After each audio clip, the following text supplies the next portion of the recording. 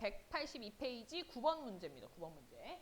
그림은 주계열성인 외계 항성 S를 공전하는 5개의 행성과 생명 가능지대를 나타낸 것이다 라고 되어져 있어. 자, 그런 상태에서 일단 기억을 봅시다. S의 광도는 태양의 광도보다 더 작은가 라고 돼 있는데, 자, 지금 보니까 생명 가능지대가 여기서부터 여기까지 이렇게 형성이 되어져 있는데, 그 거리가 지금 별로부터 따져보면은 정말 최대로 많이 봤을 때 0.4 AU래. 우리가 상식적으로 알아야 되는 것 중에 하나가 뭐냐면요. 태양이 있고 태양에서부터 지구까지의 거리가 1AU입니다. 이렇게 정하기로 했어. 그럼 얘는 0.4 AU보다 더 좁은 쪽에, 더 가까운 쪽에 생명 가능 지대가 존재하기 때문에 태양보다 더 광도가 작다라는 말이 맞습니다. 이거 보고 알아야 돼요. 네. 니은에 A는 액체 상태의 물이 존재할 수 있는가? A라고 하는 행성은 지금 생명 가능 지대 안에 있기 때문에 존재할 수 있을 거고, 그다음 생명 가능 지대에 머물 수 있는 기간은, 자, 이 말이 무슨 말이냐면 결국 수명은 이 말이야. 수명은, 그렇지? 그러면 이 S가 지금 태양보다 더 질량이 작은 애들이고, 그럼 작은 애들은 수명이 길겠지, 그지? 그럼 지구가 A보다 더 짧다. 그렇지? 지구는 더 짧을 거고 A는 더 길 테니까 기니디가 맞습니다. 넘어가겠습니다. 3점짜리 4번. 네. 자, 그림 가는 어느 외계 행성계에서 식현상을 일으키는 행성 ABC에 의한 시간에 따른 중심별의 겉보기 밝기를 나타낸 거고, 그 다음 나에서는 저 ABC 중에서 두 행성에 대한 겉보기 밝기 변화를 나타낸 것이다. 지금 시선방에서 나란한 상태라고 얘기를 했어. 자, 그러면 그래프를 좀 해석을 해보면요. A같이 지금 식현상에 의해서 밝기가 줄어들고 있는 상황을 보니까 여기서 한번 줄어들고, 그리고 또 여기 가서 또 줄어들고, 여기서 또 줄어들고, 그러니까 같은 밝기의 변화가 되게 자주 나타난다. 그제? 네, 그러면 우리가 요만큼이 지금 A라고 하는 행성의 공전 주기가 되겠구나, 이렇게 보는 거야. 그 다음에 B같이 더 많이 떨어진 애들을 보니까 여기서부터 여기까지가 이제 B의 공전 주기라고 볼 수 있겠네. 그지? 그 다음에 C를 보니까 C하고 비슷한 형태의 겉보기 밝기의 변화가 나타나는 애는 이만큼의 공전 주기를 가집니다. 됐죠? 이걸 갖다가 우리가 칸수로 좀 비교를 해보면 A 같은 경우에는 한 칸 정도의 밝기 변화가 나타난다면 B는 한 칸, 두 칸, 세 칸 정도의 밝기 변화가 나타나고 C는 두 칸 정도의 밝기 변화가 나타나는구나 확인할 수 있겠지, 그지? 자, 그거를 나에 가서 찾는 겁니다. 나에 가서 찾아봤더니 지금 첫 번째 그림 같은 경우에는 한 칸, 두 칸, 세 칸 정도의 변화가 나타나네. 세 칸 변화가 나타나는 게 누구였었냐면 B입니다, B. 그죠? 네, 여기 두 칸의 변화가 나타나는 거 누구였어? C네요, C.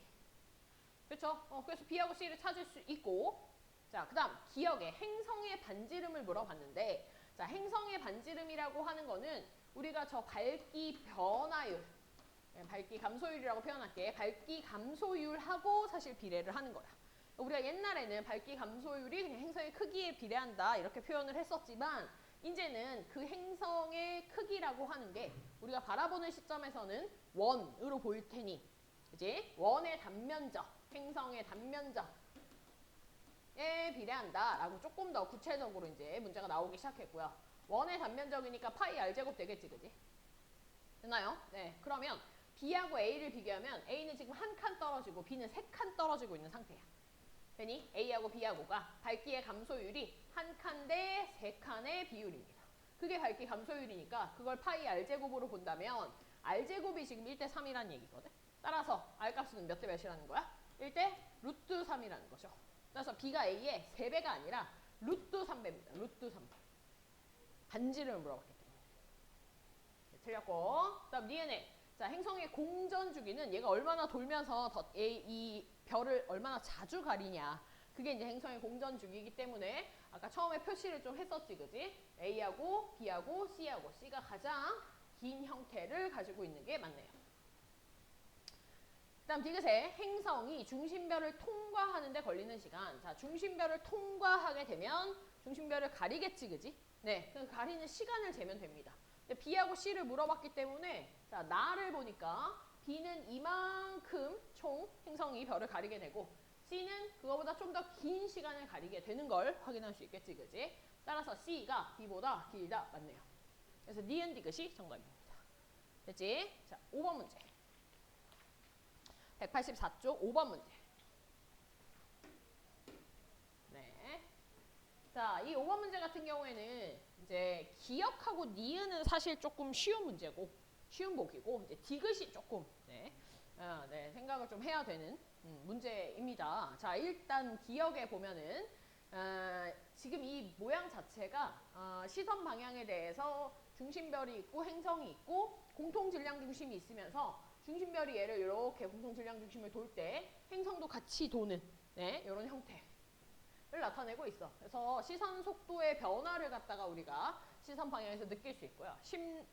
거기에 플러스 뭐도 할 수 있냐면 중심별이 뒤쪽에 있을 때 행성이 앞을 가리게 되면 식현상도 나타날 수 있는 그런 상황입니다. 자, 옳은 것을 골라라. 식현상을 이용해서 행성의 존재 확인할 수 있지? 그지? 네, 가능합니다. 그 다음 니은. 행성이 A를 지나게 됐을 때 중심별은 청색편이냐? 자, 우리가 지금 중심별하고 행성하고는 항상 공통 질량 중심을 기점으로 해서 항상 반대에 있는 곳에다가 표시를 해주는 거예요. 위치를. 이렇게, 이렇게. 근데 행성이 지금 이렇게 가고 있으니까 중심별은 이렇게 가겠지. 어떻게 생각하라고 했냐면 중심별과 행성이 공통 질량 중심을 가로질러서 막대로 연결되어져 있다라고 생각을 하라고 했었어. 얘네 둘 사이에 만유인력 작용하고 있기 때문에. 그래서 밑에 행성이 앞으로 가면 막대니까 중심별은 뒤로 가고 있겠죠. 그럼 시선 방향에 대해서 뒤로 가니까 청색 편이가 나타난다. 청색 편이가 아니라 뭐가 나타나야 돼? 적색 편이가 나타나야죠. 됐나요? 네. 그래서 이거는 틀린 말. 자, 그 다음 디귿 한번 볼게요. 디귿. 자, 중심별의 어느 흡수선의 파장 변화의 크기라고 하는 게 몇 배냐라고 나와져 있어. 파장 변화. 그러니까 델타 란다에 대한 얘기입니다. 델타 란다에 대한 얘기. 얘들아, 근데 이 파장 변화라고 하는 게 결국 뭐냐면 우리가 편의량이라고 하는 게 있잖아. 적색 편의, 청색 편의라고 했을 때 그 편의되는 정도가 요 델타 란다 값이야. 됐지? 그러면 이 편의되는 정도는 이 델타 란다는 뭐에 비례하는가? 뭐에 비례하는가? 얘들아, 얘들이 회전 속도가 빠르면요. 이 편의량이 커집니다. 그래서 우리가 이 시선 속도 방향으로 확인을 할 때 이 편의량이 커서 관측되기 좋은 두 가지의 조건이 있었어. 그게 뭐였냐면은 이제 중심별하고 행성하고 비교했을 때 행성의 질량이 좀 커.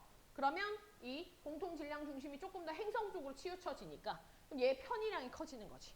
그러면 델타 란다 값이 당연히 커지게 될 거고요. 또 하나는 뭐였냐면 이 중심별과 행성 사이의 거리가 가까우면 가까울수록 그치? 가까우면 얘네들이 잡아당기는 인력이 크게 되고 그럼 회전하는 속도가 빨라져. 회전 속도 빨라지면은 파장값, 달라지는 값 커지기 때문에 그래서 우리가 더 관측하기 쉽다 이렇게 얘기했어.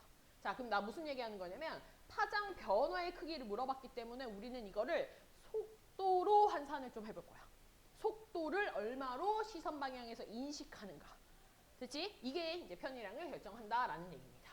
자, 그러면요. 내가 요거를 갖다가 그림을 여기다 다시 한번 그려볼게. 지금 여기에 공통 질량 중심이 있고 이렇게 이제 별이 돌고 있고 그 주변을 이렇게 행성이 돌고 있다고 치고요. 아까 이쪽이 시선 방향이었어. 네, 이렇게 되어 있다고 칩시다. 행성이 A 위치에 있을 때는 행성이 지금 이렇게 있는 상태라고 했고 그 다음에 A 프라임의 위치에 있을 때가 여기 A 이렇게 있는 상태야. 그래서 지금 보면 A에서 이렇게 행성이 이동을 하고 있고 마찬가지로 A 프라임에서도 이렇게 이동을 하고 있을 겁니다. 자, 주의해야 될 건 뭐냐면은 행성이든 별이든 간에 얘들은 등속 원운동하고 있는 상태야.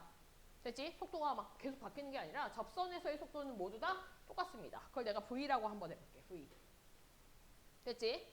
자, 그러면 지금 A 같은 경우에는 얘가 시선 속도, 시선 방향과 나란하기 때문에 이 시선 방향에서 이 A 지점에서의 속도는 V를 다 인식을 해. 되지? 자, 그런데 A 프라임 위치에서는 저 시선 속도하고 시선 방향하고 이 V라는 시선 속도가 나란하지 않기 때문에 얘를 갖다가 우리가 이렇게 벡터 분해시켜가지고 벡터 분해시켰을 때 이 시선 방향과 나란한 이 동그라미 친 요 속도만 시선 방향에서 인식을 하게 될 거야. 그럼 저 속도가 얼마인지를 우리는 빨리 계산을 해줘야 돼. 됐나요? 자, 문제에서 준 단서를 조금 더 써봅시다. 자, 요 사이의 각이 30도래. 됐죠? 네, 그러면 이렇게 내리면은 지금 여기가 30도면 여기가 60도가 될 거고, 그럼 요 사이가 30도가 될 거고, 여기가 다시 60도가 되겠네. 되니? 노란색이 V였기 때문에, 노란색의 위치가 요게 V였기 때문에 요 V에 대해서 나는 요 동그라미 치는 요 초록색 값을 구하고 싶다면 어떻게 하면 돼? V 코사인 60 할 수 있겠지, 그지? 네. V 코사인 60 해주면 코사인 60 얼마야? 2분의 1? 그럼 2분의 1 V가 되는 거야. 무슨 얘기냐면 저 A' 지점에서는 시선 속도가 2분의 1 V인 거야. 인식하는 속도가. 그치? 왜냐하면 나란한 곳만 인식할 수 있으니까. 그죠? 네. 그러다 보니 속도가 지금 A 지점과 A' 지점에서의 속도의 차이가 얘는 V인데 얘는 2분의 1 V니까 네, 2대 1입니다. 2대 1. 되나요? 그럼 파장의 변화도 얼마여야 돼? 2대 1 돼야 되겠지. 되니? 문제 한번 볼까? 자, 디귿에 중심별의 어느 흡수선의 파장 변화의 크기는 A를 지날 때가 A'을 지날 때의 2배. 맞지? 그래서 정답이 기억 디귿입니다. 네. 많이 나오냐고? 이런 문제가 이게 나오고 난 후부터 계속 나오고 있지. 이런 류가 모의고사에도 많이 나오고 있고. 되나요? 필기하세요.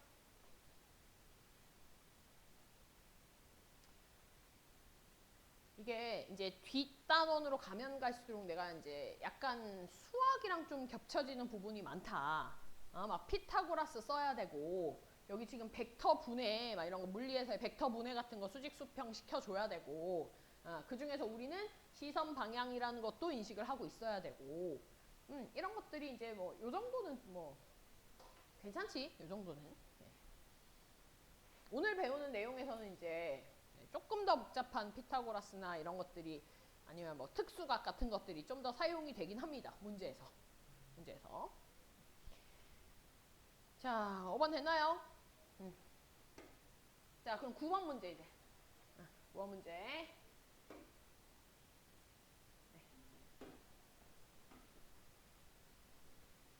이거 맞니?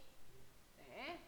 그림은 중심별이 주계열성인 별의 생명 가능 시대에 대한 얘기다라고 되어져 있고, 자 지금 보니까 지구하고 B하고 A하고 이제 지금 네, 표시가 되어져 있네요. 자 그랬을 때 기억부터 바로 갑시다. 단위 시간당 단위 면적에서 받는 복사 에너지를 비교하라 했는데 얘들아 그래프를 잘 보니까 아니 X축에 그냥 단위 시간당 단위 면적에서 받는 복사 에너지래. 비교만 하면 되는 거잖아. 누가 더 많은지 적은지, 그지? 그럼 B하고 A를 읽어주면 되겠네. B가 여기고요. A가 여기입니다. A가 1.0이고요. B는 1.0이랑 0.5 사이이기 때문에 0.75야. 값을 잘 봐야 돼. 네. 이쪽으로 갈수록 더 작아집니다. 됐죠? 따라서 B가 A보다 적다가 돼야 되겠지? 많다가 아니고. 그 다음 니은에 A의 공전 궤도 반지름은 1AU보다 작다. 얘들아 봐봐. 이게 착각하지 말아야 되는 게 뭐냐면은 아까 태양에서부터 지구까지의 거리를 갖다가 우리는 1AU라고 한다 했었잖아. 이걸 1AU라고 한다 했었어. 됐지? 이 1AU 위치에 있을 때 지구가 받는 에너지를 우리는 1로 표시하는 거야. 됐지? 자, 그런 상태에서 지금 A를 보니까요. A의 중심별은 태양보다 더 표면 온도가 낮아. 광도가 더 작다는 얘기야. 이게 A의 중심별인 거야. 됐지? 근데 지구랑 지금 똑같은 에너지를 매 초마다 받아야 돼. 돼? 그러면 더 가까이에 있어야 같은 양의 에너지를 받겠지. 그래서 이쯤에 위치할 거다. 그럼 무조건 1AU보다는 더 어떻겠니? 작겠지. 그래서 이게 맞는 얘기예요.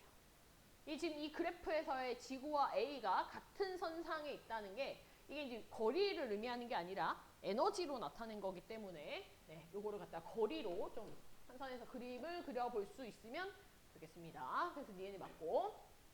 다음 디귿의 생명 가능 지대의 폭은 B 행성계가 A 행성계보다 더 좁냐라고 돼 있어. 좁냐. 얘들아 지금 B 행성계하고 A 행성 태양계구나.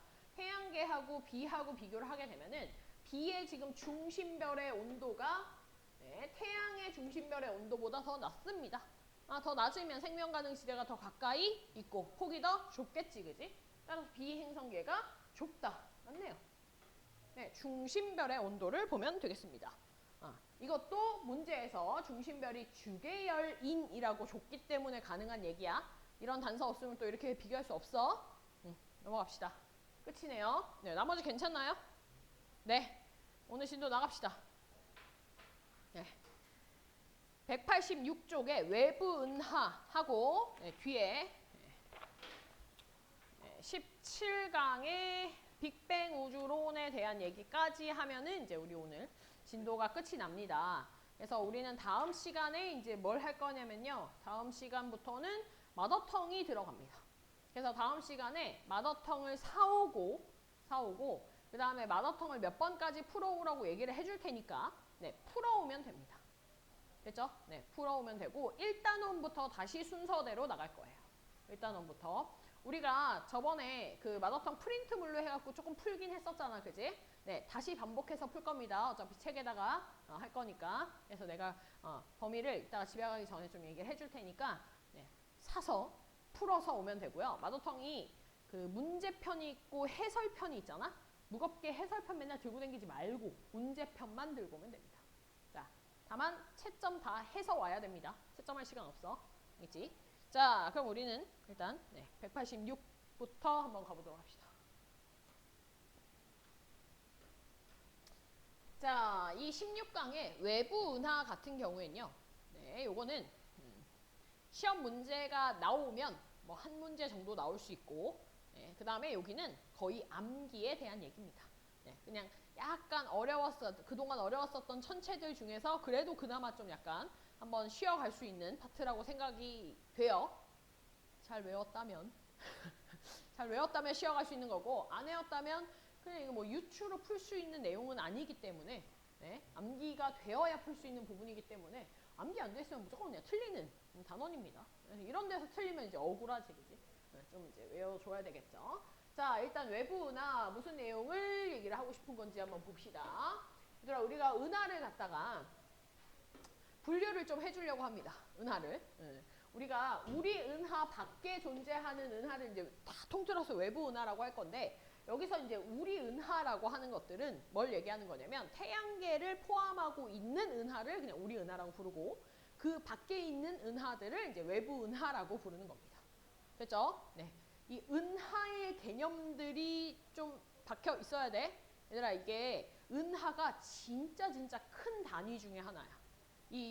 예를 들면 우리 은하 같은 경우에는요. 태양과 같은 별들이 한 2,000억 개 정도 있다라고 우리가 보통 이렇게 얘기를 해. 그지? 그럼 요게 하나의 우리 은하가 되고 이런 몇천억 개씩 되는 이런 별들을 포함하고 있는 은하들이 또 굉장히 또 많이 존재하고 있다. 이제 이렇게 우주의 크기를 가늠이 안 되겠지만 그 단위를 좀 가늠을 해보면 되겠습니다. 자, 그럼 이런 은하들을 우리가 어떻게 분류하느냐? 단순합니다. 모양에 따라서 분류를 할 거예요. 허블이 분류한 기준이 될 거고 허블 망원경 통해 가지고 나타낸 형태입니다. 자, 칠판 좀 볼까요? 자, 이 은하의 모형은 일단 크게 나누면 불규칙한 은하들과 규칙적인 은하들. 모양이 좀 규칙적으로 항상 나타나는 은하와 그렇지 않은 은하들로 나눌 거야. 이 규칙적으로 나타나는 은하는 타원 은하와 나선 은하로 또 크게 나눌 수 있어요. 그거 말고 이제 모양이 일정하지 않은 불규칙 은하 이렇게 크게 일단 세 가지로 나눌 겁니다. 됐죠? 자, 그 다음 타원 은하는 다시 또 우리가 구분을 좀 하긴 할 건데 어떤 식으로 구분을 하느냐? 지금 보면은 완전히 동그란 구에서 그 타원의 모양까지 얼마나 찌그러져 있는가를 가지고 우리가 모양으로 좀 더 세분화할 거야.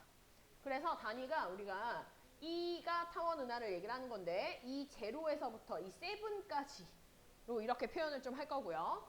요 0, 제로에 해당하는 애들이 이제 조금 더 9에 가까운 애들이고 세븐에 해당하는 애들이 좀 더 타원에 가까운 애들이다. 우리가 이렇게 얘기를 할 수 있습니다. 이게 타원 은하예요. 타원 은하. 자, 그 다음에 나선 은하를 얘기 좀 해보면 나선 은하는 종류가 이렇게 두 가지야. 뭐가 있냐면 정상 나선 은하라고 하는 게 있고요. 그 다음 막대 나선 은하라고 하는 게 있습니다. 자, 정상 나선 은하는 뭐냐면 가운데에 이제 은하핵이라고 불리우는 부분들이 이렇게 몰려져 있고 그 주변에 이제 나선 팔들로 되어져 있는 형태예요. 근데 밑에 막대 나선 은하를 보면은 은하핵이라고 표현되어 있는 부분에 막대 모양의 구조를 좀 가지고 있습니다. 좀 길쭉하게. 이게 이제 막대 나선 은하다. 우리 이렇게 표현을 할 수 있고, 자, 정상 나선 은하는 우리가 약자를 S로 쓸 거야. 그리고 크게 세 가지로 분류를 합니다. SA, SB, SC 이렇게 소문자로 SA부터 SC까지 이렇게 표현을 할 수 있고요. 이 SA 쪽으로 갈수록 우리가 어떤 애들을 이제 이 A를 붙이냐면은 일단 중심부의 은하액의 크기가 좀 커야 돼. 은하액의 크기가 좀 크고, 그다음 또 나선팔이 좀 이렇게 꽉 감겨져 있는 형태. 나선팔이 풀어져 있지 않고 나선팔이 쫙 감겨져 있는, 꽉 감겨 있는 그런 상태를 우리가 A를 붙여줍니다. 이거는 막대 나선 은하도 똑같아요. 막대 나선 은하는 우리가 S에다가 B를 붙이거든. 스파이럴 바의 의미야. 막대 바. 그래서 SBA, SBB, SBC 이렇게 나타낼 건데 마찬가지로 스몰 A, B, C를 나타내는 이 기준 자체가 똑같습니다. 중심부의 은하액의 크기가 좀 커야 되고 나선팔이 좀 꽉 감겨있는 이런 상태로 우리가 스몰 A를 붙여. 거기서부터 풀어져 있는 상태가 C에 해당한다 이렇게 생각을 하면 되겠습니다. 됐죠? 그리고 이제 기타 등등 불규칙 은하들. 됐나요? 자, 여기 보면 좀 이게 설명을 안 한 특이한 은하가 하나가 있습니다. 뭐냐면 S0라고 하는 은하가 있죠. 얘는 어떤 형태냐면은 S라고 하는 건 우리가 나선 은하에 붙이는 말이고 제로는 타원 은하에 붙이는 말이긴 하거든.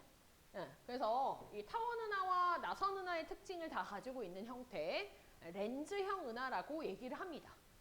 그냥 그렇게 얘기하고 이건 끝입니다. 별로 얘기하는 특징들은 없습니다. 됐죠? 다만 주의할 게 뭐냐면 이게 S0형이 있기 때문에 이제 어떤 식의 애들이 착각을 하게 되냐면 이게 은하가 처음에는 E0의 형태로 존재를 하다가 시간이 지남에 따라서 이제 S0로 진화를 했다가 이제 여기서 뭐 SA형 혹은 SBA형으로 나뉘어지나 보다. 이렇게 착각들을 하거든. 근데 얘는요 절대로 그 진화 과정 중에 한 단계 뭐 이런 게 아니야. 그냥 이것들은 그 각각의 그냥 발견되는 형태들이지 절대로 진화 관계하고는 무관합니다. 됐나요? 진화되는 형태들이다라는 표현 자체가 아예 틀린 말이라는 걸 기억을 항상 해주세요. 됐죠? 네, 됐죠? 그냥 단순히 모양을 보고서는 우리가 분류한 형태라고 생각을 하면 되겠습니다. 자, 그럼 지금부터 각각의 은하들의 특징들을 한번 봅시다. 특징들. 타원 은하 같은 경우에는 자, 편평도에 따라서 뭐 이렇게 표현을 했는데 9에 가까운 게 E0, 그다음 납작한 가장 타원에 가까운 게 E7이다 이렇게 얘기를 했거든. 얘들아 이게 문제가 어떤 식으로 나왔었냐면요 이런 식으로 나왔어. 어떤 타원 은하의 모형을 보여줘. 모형을 보여주고 기억에 이 은하가 E0냐 뭐 이렇게 물어보거든. 됐니? 근데 얘 타원 은하가 이제 어떤 식이었냐면 살짝 이렇게 가운데 있는 애들이 잘 보이진 않지만 뭔가 빛이 이렇게 약간 이렇게 퍼져나가는 게 좀 보여. 나중에 너네 문제 보면 알겠지만 살짝 빛이 퍼져나가는 형태가 조금 이렇게 비스듬하게 퍼져나가는 게 보이거든. 그 문제가 여기 있을까? 노트 문제에 네, 있네요. 188페이지 수능 자료. 네, 188페이지 수능 자료 얘들아 요거 보세요. 요거 A 요거. 이거 책으로 한번 볼래? 이 책으로 보면서 얘가 E0냐 이렇게 나왔어.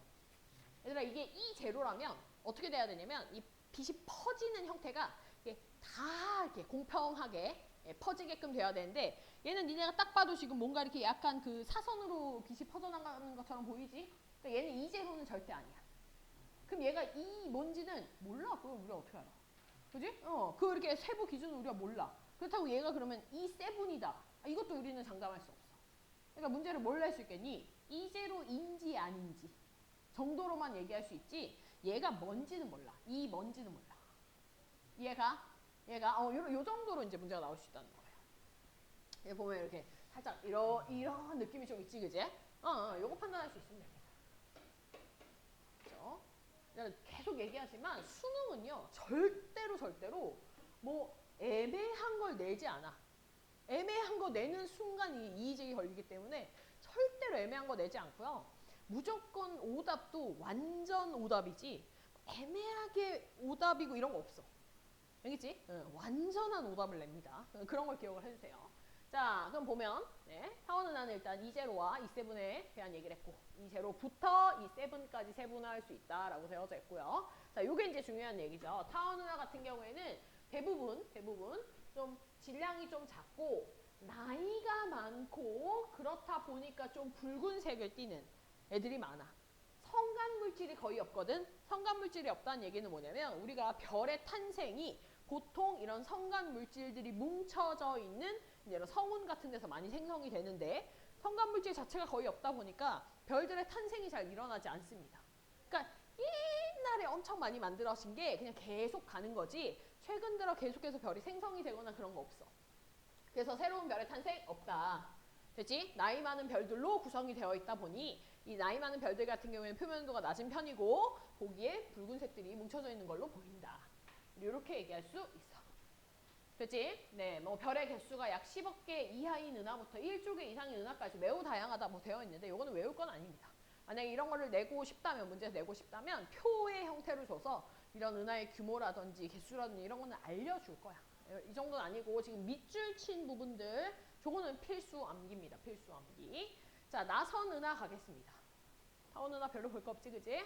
네, 끝이에요. 나선 은하. 자, 나선 은하 같은 경우에 나선 8이 이제 존재하는 형태를 나선 은하라고 얘기를 좀 할 거고 막대 모양의 구조가 있냐 없냐에 따라서 있으면 막대 나선 은하, 없으면 정상 나선 은하의 형태로 얘기를 좀 할 겁니다.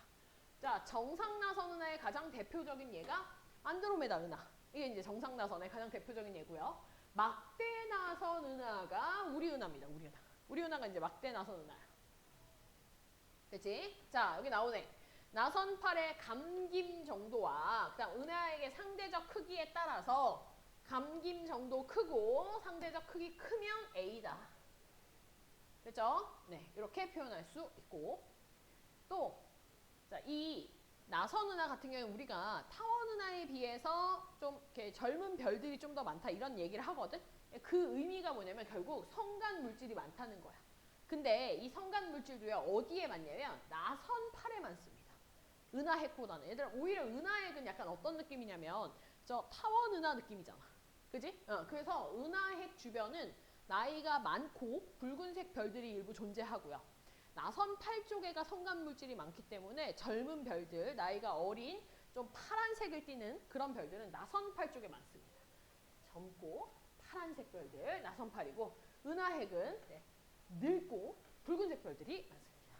됐죠? 이걸 좀 나눠서 생각을 좀 하세요. 됐나요? 네, 마지막 불규칙 은하. 네, 불규칙 은하 같은 경우에는 모양이 별로 뭐 없어. 그지? 모양이 일정하지 않고 규칙적인 구조가 별로 없다. 네, 요게 중요합니다. 네, 성간 물질이 많다라는 거. 불규칙 은하에 성간 물질이 많아요.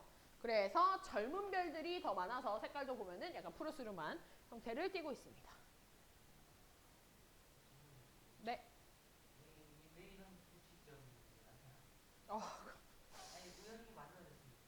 네. 그거는 뭐 우주가 왜 생성됐는지는 모르지 나도. 그걸 어떻게 알아? 왜 나선 은하가 만들어지고 왜 타원 은하가 만들어졌는지를 물으면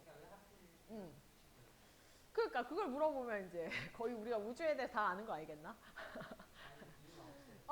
뭐 이유가 한 가지는 아니겠지. 예, 근데 결국에는 이게 이렇게 만들어지는 것들도 다 이런 별들과 이런 것들 사이에 인력의 문제일 거고요. 네, 근데 뭐 별들이 한두 개가 아니니까 그거에 대해서 우리가 설명할 수 없죠. 모르지. 관측을 해봤는데 그런 거야. 그래서 우리가 분류한 거야. 그게 끝이야. 됐지? 네, 넘어갑시다. 모릅니다. 왜 이렇게 생겼는지 몰라요. 됐니? 네. 뭐 그런 얘기 하지 않아? 우주는 우리가 지금 우주에 대해서 알고 있는 게 거의 뭐 5%에서 10%밖에 안 된다고? 기준이 다르네. 꽤 많다고?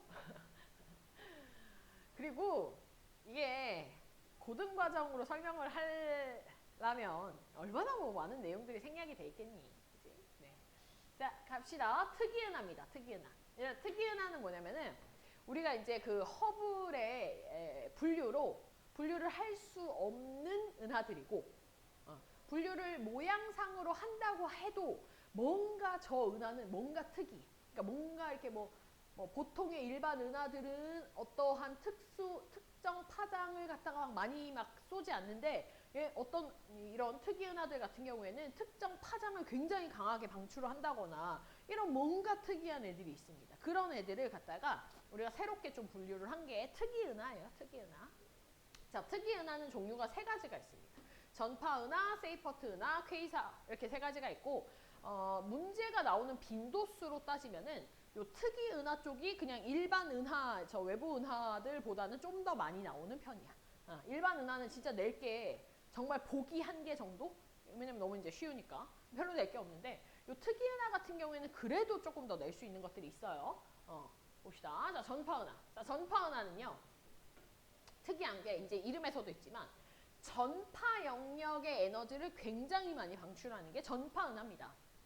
그러니까 우리가 전파를 갖다가 측정하는 걸로 관측을 했을 때랑 일반 가시광선을 갖다가 측정하는 망원경으로 관측을 했을 때의 모양이 좀 달라. 우리가 보통 이제 그 허블 망원경 이런 것들로 관측을 하는 것들은 보통 이제 가시광선 영역으로 이제 관측을 하게 되는데 이런 허블로 관찰을 했을 경우에는 보통 어떤 형태로 나타나게 되냐면 타원 은하의 모양으로 관측은 됩니다. 그지? 네. 그러니까 이렇게 타원의 모양으로 그냥 이렇게 멀쩡하게 관측이 되는데 얘를 우리가 이제 바꿔가지고 전파 영역으로 이제 관측을 하는 순간 완전히 다른 모양이 이제 나오게 되는 거야. 그치? 그래서 보면은 지금 어떤 형태로 되어져 있냐면 중심 핵이 있고요. 중심 핵에서부터 양쪽으로 전파를 방출하는 로브가 있습니다. 자, 여기. 네. 여기 보면 중심 핵이 있고 중심 핵으로부터 양쪽에 이런 로브를 가지고 있어요. 로브를. 그리고 그 로브 쪽으로 에너지를 갖다가 강력하게 이렇게 뿜어냅니다. 됐나요? 이런 것들 우리가 뭐라고 하냐면 Z라고 부를 거예요. Z. 됐지? 칠판을 좀 봐야 뭐가 뭔지를 알 수 있지 않겠니? 그지? 자꾸 되게 신기한 백과사전 그냥 한번 보듯이 보지 말고 이런 거 외워야 된다니까. 자, 그래서 강력한 전파를 방출하는 로브 쪽이 있고 그 로브 쪽으로 이제 Z가 관측이 되는데 얘들아 이 Z의 실체에 대해서 Z가 뭔지에 대해서 이게 시험에 한 2번 정도 나왔어. 계속 나오고 있거든. 얘들아 이 Z가 뭐냐면요. 적어 놓으세요. 이 Z는 이온화된 기체 그리고 에너지의 흐름입니다. 이온화된 기체 물질하고 그 다음 에너지의 흐름입니다. 흐름. 근데 이제 문제에서는 이온화된 기체라는 표현을 쓰기도 했었고요. 아니면 그냥 어떤 물질이라는 표현을 쓰기도 했습니다. 됐죠? 그리고 오답 보기로는 뭐가 나왔었냐면은 이 Z가 별들의 흐름이다 이런 말이 나왔었는데 그건 이제 오답이야. 별 아니야. 별 아니고 기체이거나 혹은 에너지. 얘네들의 흐름을 우리는 Z라고 할 거야. 됐지? 그래서 요거를 좀 기억을 해주세요. Z가 의외로 좀 많이 나왔어. 두세 번 나온 것 같아. 됐죠? 요게 이제 전파 은하에 대한 얘기입니다. 자, 세이퍼트 은하 할게요. 세이퍼트 은하. 세이퍼트 은하는요. 일단 가시광선 영역으로 봤을 때 무슨 모양으로 보이냐면 나선 은하의 모양으로 관측이 됩니다. 세이퍼트 은하. 됐죠? 자, 근데 얘는 이제 어떤 특징을 좀 가지고 있냐면 보면 은하의 중심부가 엄청나게 밝아요.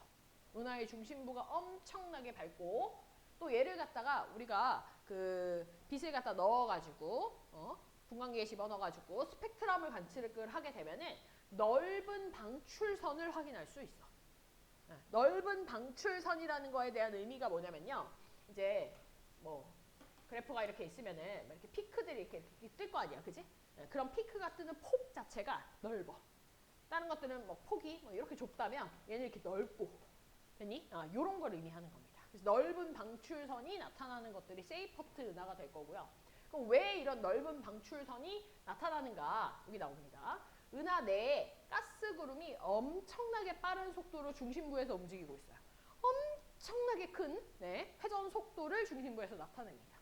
그런 것들 때문에 넓은 방출선들이 보일 거고, 그럼 얘네들이 왜 이렇게 빨리 도냐? 이렇게 빨리 도냐?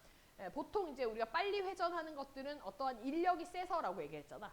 그 인력이 세다라는 게 결국 질량이 큰 만유 인력들이 더 크게 작용하고 있다는 거거든. 그래서 추측하기로는 중심부에 거대 블랙홀이 있을 것이다 라고 추측을 하는 겁니다. 됐죠? 네. 그래서 세이퍼트 은하는 중심부의 광도가 무진장 크고 거기서 굉장히 빠른 속도로 회전을 하고 있기 때문에 넓은 방출선이 관측이 된다. 이게 이제 가장 큰 포인트라고 생각하면 돼. 됐지? 자, 넘어갑니다. 퀘이사. 얘들아, 퀘이사는요, 얘는 좀 특이한 게 뭐냐면, 이게 우리가 관측을 해보잖아? 그럼 뭐처럼 보이냐면, 별 한 개처럼 보여. 별 한 개처럼. 근데, 퀘이사는요, 별이 아니에요. 이 뒤에 퀘이사 은하라는 말이 안 붙어서 그렇지, 얘 은하야, 은하. 특이 은하잖아, 그지? 은하야. 근데 별 한 개처럼 보여. 왜 그러냐? 너무 멀리 있어서 그래. 너무 멀리 있어서. 근데 상식적으로 너무 멀리 있으면 안 보여야 돼. 안 보여야 됨에도 불구하고 별 한 개인 것처럼 보인다라는 얘기는 뭐냐면요. 얘 광도가 무진장 크다는 겁니다. 안 보여야 정상인데 근데 광도가 엄청나게 크기 때문에 우리한테 보이긴 보이는 거야. 됐죠? 그래서 보면 수많은 별들로 이루어진 은하야 은하. 근데 너무너무 멀리 있어서 마치 하나의 별처럼 관측이 되는 은하를 퀘이사라고 할 거예요. 그러면 엄청나게 멀리 있다는 거는 그만큼 편의량이 클 거고 적색 편의가 굉장히 크게 나타날 겁니다. 자, 이거는 오늘 우리 배울 건데 우리가 관측하는 시점에서, 그러니까 우리 은하에서 보겠지. 우리 은하에서 가까이 있는 은하와 멀리 있는 은하를 비교를 해보니 뭐가 나타나냐면 가까이 있는 은하는 천천히 멀어지는데 멀리 있는 은하는 되게 빨리 멀어지는 거를 관측해. 허블이. 되니? 그러면서 결론을 내리기 뭐라고 결론을 내리냐면은 이거는 공간의 팽창이다. 이런 이제 결론을 내리거든. 그걸 가지고 나타낸 이제 그 법칙이 허블 법칙이라는 겁니다. 그럼 여기도 보면은 얘가 너무너무 멀리 있다라는 거를 우리가 또 어떻게 확인할 수 있냐면 얘 적색 편의가요. 비교를 할 수 없을 만큼 굉장히 적색 편의 값이 커. 되니? 그러니까 이제 거리가 멀다는 거지. 속도도 굉장히 빠른 속도로 멀어지고 있다는 거고. 그래서 우리가 어떤 식으로 얘기를 좀 하냐면은 얘는 굉장히 멀기 때문에 우주 탄생 초기에 만들어진 애였을 거다. 그러니까 우리 은하에서 최대한 제일 멀게 위치하는 거 아니겠나. 이런 얘기를 좀 합니다. 됐죠? 자, 은하 전체에 대한 광도에 대해서 중심부의 광도가 세이퍼트 은하보다 크다라고 되어 있어. 얘들아, 우리가 중심부 광도가 크네라고 하면 그래도 세이퍼트 은하라고 얘기할 수 있었거든? 근데 얘보다 더 커. 되니? 얘보다 더 크니까 그렇게 멀리 있음에도 불구하고 관측이 되는 거야. 됐죠? 중심부의 광도는 퀘이사가 1등입니다. 1등. 됐죠? 자, 모든 파장 영역대에서 막대한 양의 에너지가 방출이 되지만 크기는 고작 태양계 정도래.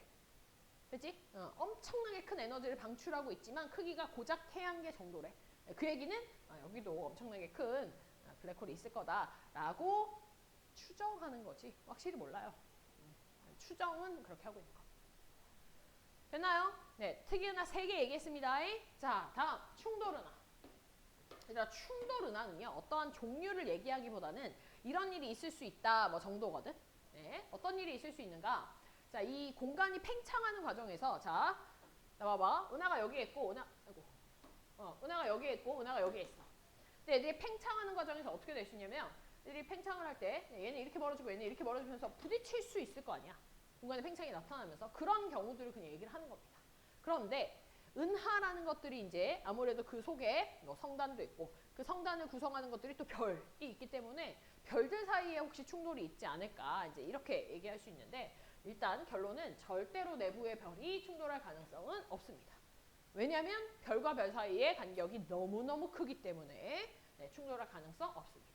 다만 별과 별 사이를 채우고 있는 것들이 뭐냐면 성간 물질들이 좀 채우고 있고 성운들이 좀 채우고 있기 때문에 그런 애들이 부딪힐 때는 물질들이 좀 밀집이 되면서 에너지가 생성이 되니까 거기서 별 같은 것들이 한꺼번에 탄생하거나 이거는 그냥 성간 물질의 밀집인 거야. 이런 것들 때문에 탄생하거나 뭐 은하의 형태가 조금 변형이 되거나 할 수는 있지만 별이 충돌하는 일들은 없다. 됐나요? 네, 이게 충돌 은하에 대한 얘기였습니다. 됐나요? 오케이. 자, 우리 끝났고요. 16강. 5분 쉬었다가 뒤에 허블 법칙 17강에 대한 얘기를 해보도록 합시다. 네, 과제 검사를 좀 할 테니 유준이만 검사하면 되네. 과제 검사를 하겠습니다. 자, 합시다. 네, 17강입니다. 17강. 네, 17강에 빅뱅 우주론 얘기를 좀 해보겠습니다. 자, 빅뱅 우주론이 지금 어떻게 되어져 있냐면 194쪽, 195쪽에 해당하는 부분이 이제 허블 법칙에 대한 얘기고, 그다음 196쪽에서부터 뒤쪽에 나오는 얘기들이 이제 빅뱅 우주론에 모순되는 내용을 갖다가 우리가 더 보완하기 위해서 나오는 새로운 이론들에 대한 얘기야. 그치? 네, 이 부분도요, 내용은 조금 어렵습니다. 그러니까 이걸 이해하기는 좀 어려워. 근데 문제가 나오는 형태가 정해져 있습니다.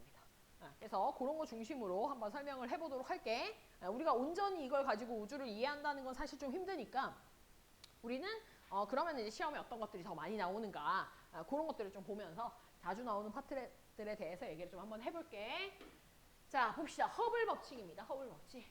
얘들아, 허블 법칙이라고 하는 거는 일단 내가요 허블 법칙에 대한 공식을 적어 놓고 한번 시작하겠습니다. 얘들아, 허블 법칙은 두 가지로 표현을 좀 할 수 있는데 우리가 우주에서의 어떤 은하의 후퇴 속도를 V로 잡을 거야. 그 후퇴 속도라고 하는 거는 그 은하가 내가 지금 관측하는 곳으로부터 얼마만큼 떨어져 있는가, 거리가 어떻게 되는가에 비례해서 나타날 거거든. 그건 왜 그런 거냐면 우주 자체가 공간 자체가 팽창을 하고 있기 때문에 그런 거야. 그래서 이 후퇴 속도라는 게 거리에 비례한다 라는 얘기를 했고요. 여기서 나왔던 허블 법칙의 공식이 이 후퇴 속도는 상수 하나 집어넣어 주고 등식으로 만드는 거야. 그래서 거리가 얼마 떨어져 있다라고 하면 h라고 하는 게 허블 상수라고 하는 거야. 허블 상수. 허블 상수를 집어넣어 줘가지고 후퇴 속도를 구할 수 있어. 근데 내가 이 허블 상수 같은 경우에는요, 우리가 관측한 값을 가지고서는 허블 상수를 계속해서 계산해서 우리가 지금 구하고 있어. 그래서 예전의 허블 상수 값이랑 지금의 허블 상수 값이 조금 달라. 조금 다른데 상관없습니다. 네, 왜냐면요, 이 허블 상수 값은 우리도 문제 풀 때 계산해서 풀거나 아니면 허블 상수 값이 뭐 얼마라고 문제에서 주는 경우도 있어. 그거 집어넣어가지고 지금 미지수가 3개니까 그 중에 2개에 대한 정보를 우리가 찾아서 계산을 하는 방법으로 그렇게 일단 첫 번째 식이 나오고, 자, 두 번째 식은 뭐냐면요, 이러한 후퇴 속도 같은 것들을 우리가 분광기에 넣어서 스펙트럼의 형태로 보통 많이 관찰을 하잖아, 그지? 그래서 그 스펙트럼에서의 편의량 가지고 계산을 하는 방법이 하나가 더 있습니다. 그래서 원래 고유 파장에 대해서 얼마나 편이 됐는가. 근데 이거는 우리가 빛으로 관찰을 하는 거잖아. 그래서 빛의 속도인 광속을 곱해가지고 이렇게 또 후퇴 속도를 구할 수 있다. 그래서 V는 HR은 란다 제로분의 델타 란다 곱하기 C. 됐지? 네, 이렇게 표현을 할 겁니다. 지금 상수가요, 요 광속 요 상수거든. 정해져 있거든. 3 곱하기 10의 5승 km/s인데 문제에서 보통 줍니다.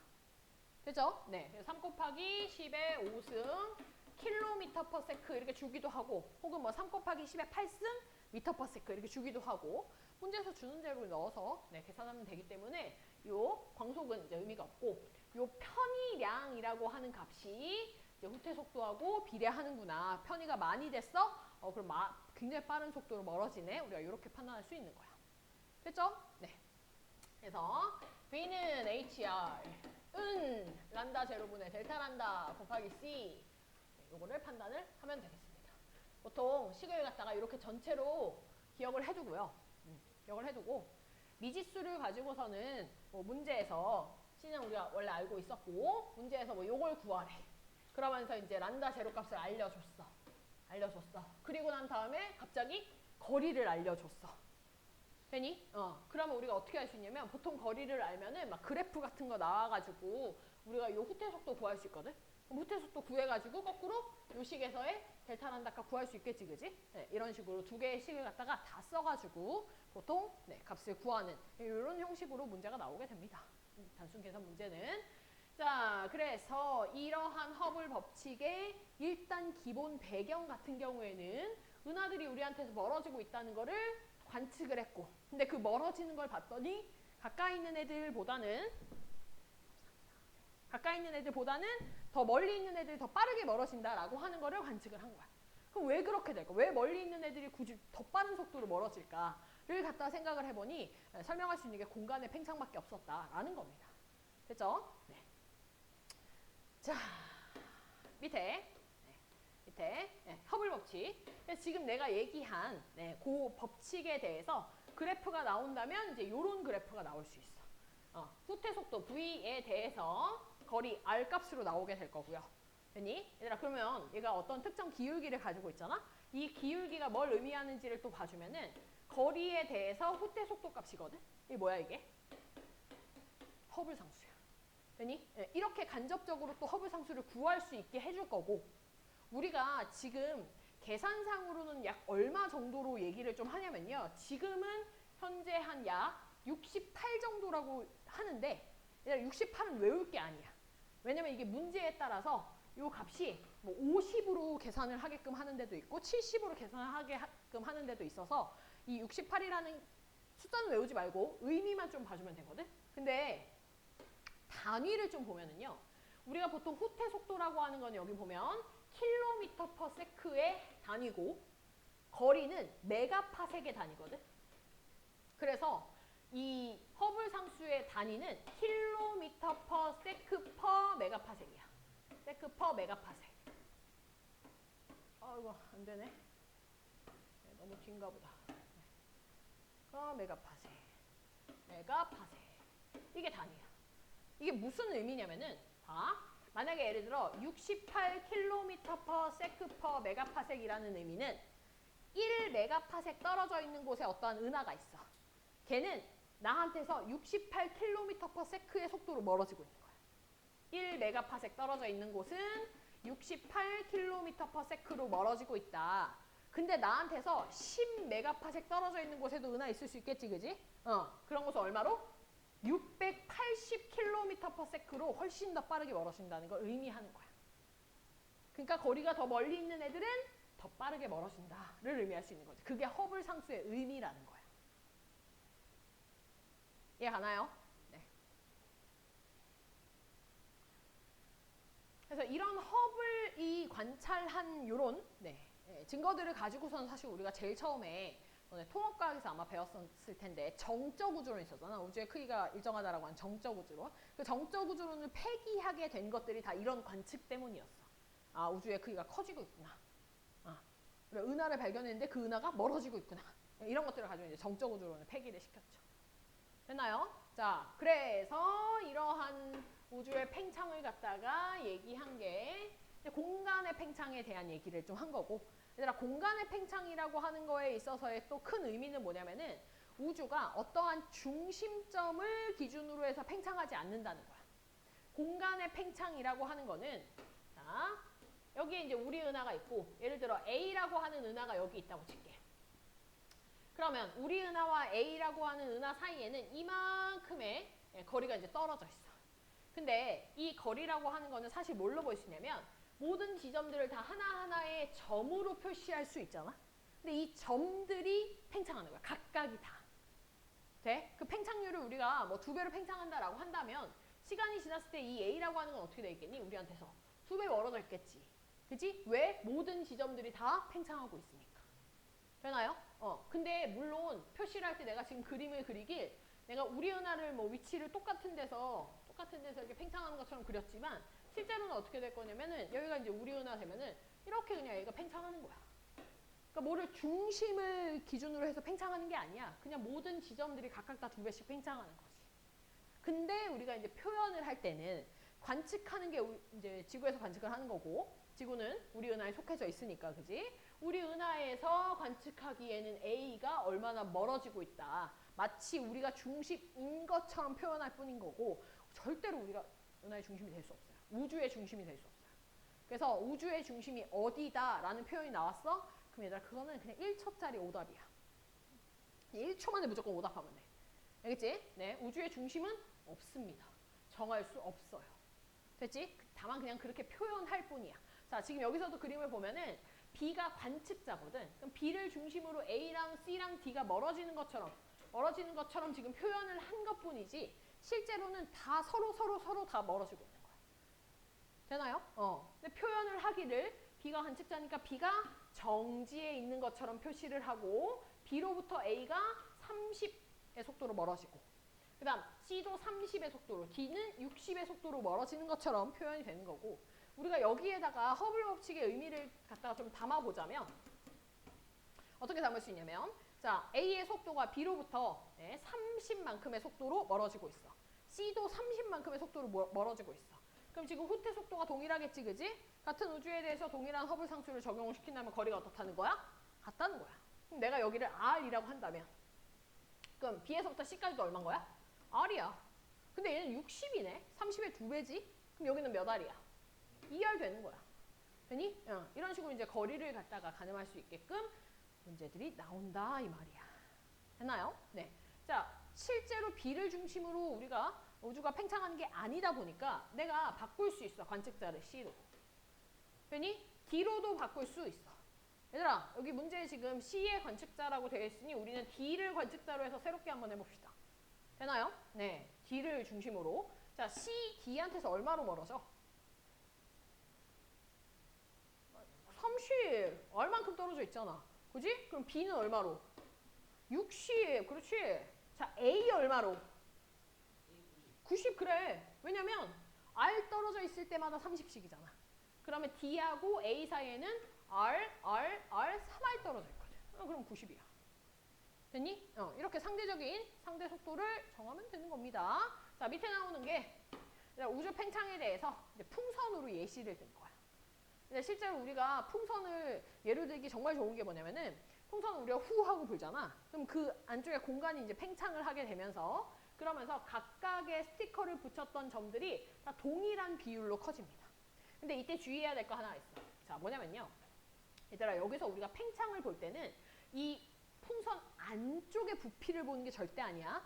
뭘 보는 거냐면 풍선 바깥쪽의 표면을 보는 겁니다. 표면. 이 표면이 우주에 해당한다라고 생각을 해야 돼.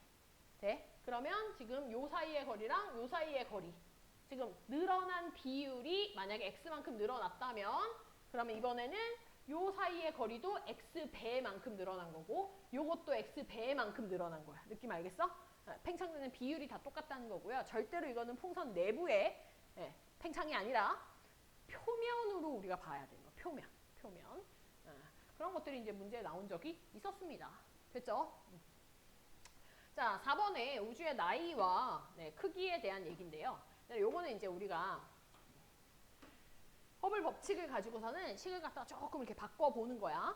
바꿔보는 거야. 얘들아, 우주의 나이가 몇 살이냐, 이런 것들을 관측을 할 때 사실 우주가 빅뱅 터진 게 몇 억 년 전이냐라는 거를 우리가 사실은 관찰은 당연히 안 되고, 그지? 다 이렇게 계산을 통해서 이쯤 될 거다라고 얘기를 하는 거거든.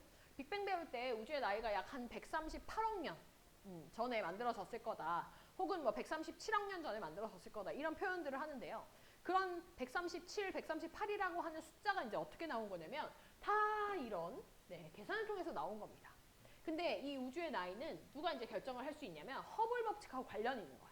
그러니까 내가 허블 상수를 얼마나 더 정확하게 재느냐에 따라서 우주의 나이를 더 정확하게 예측할 수 있다는 거거든.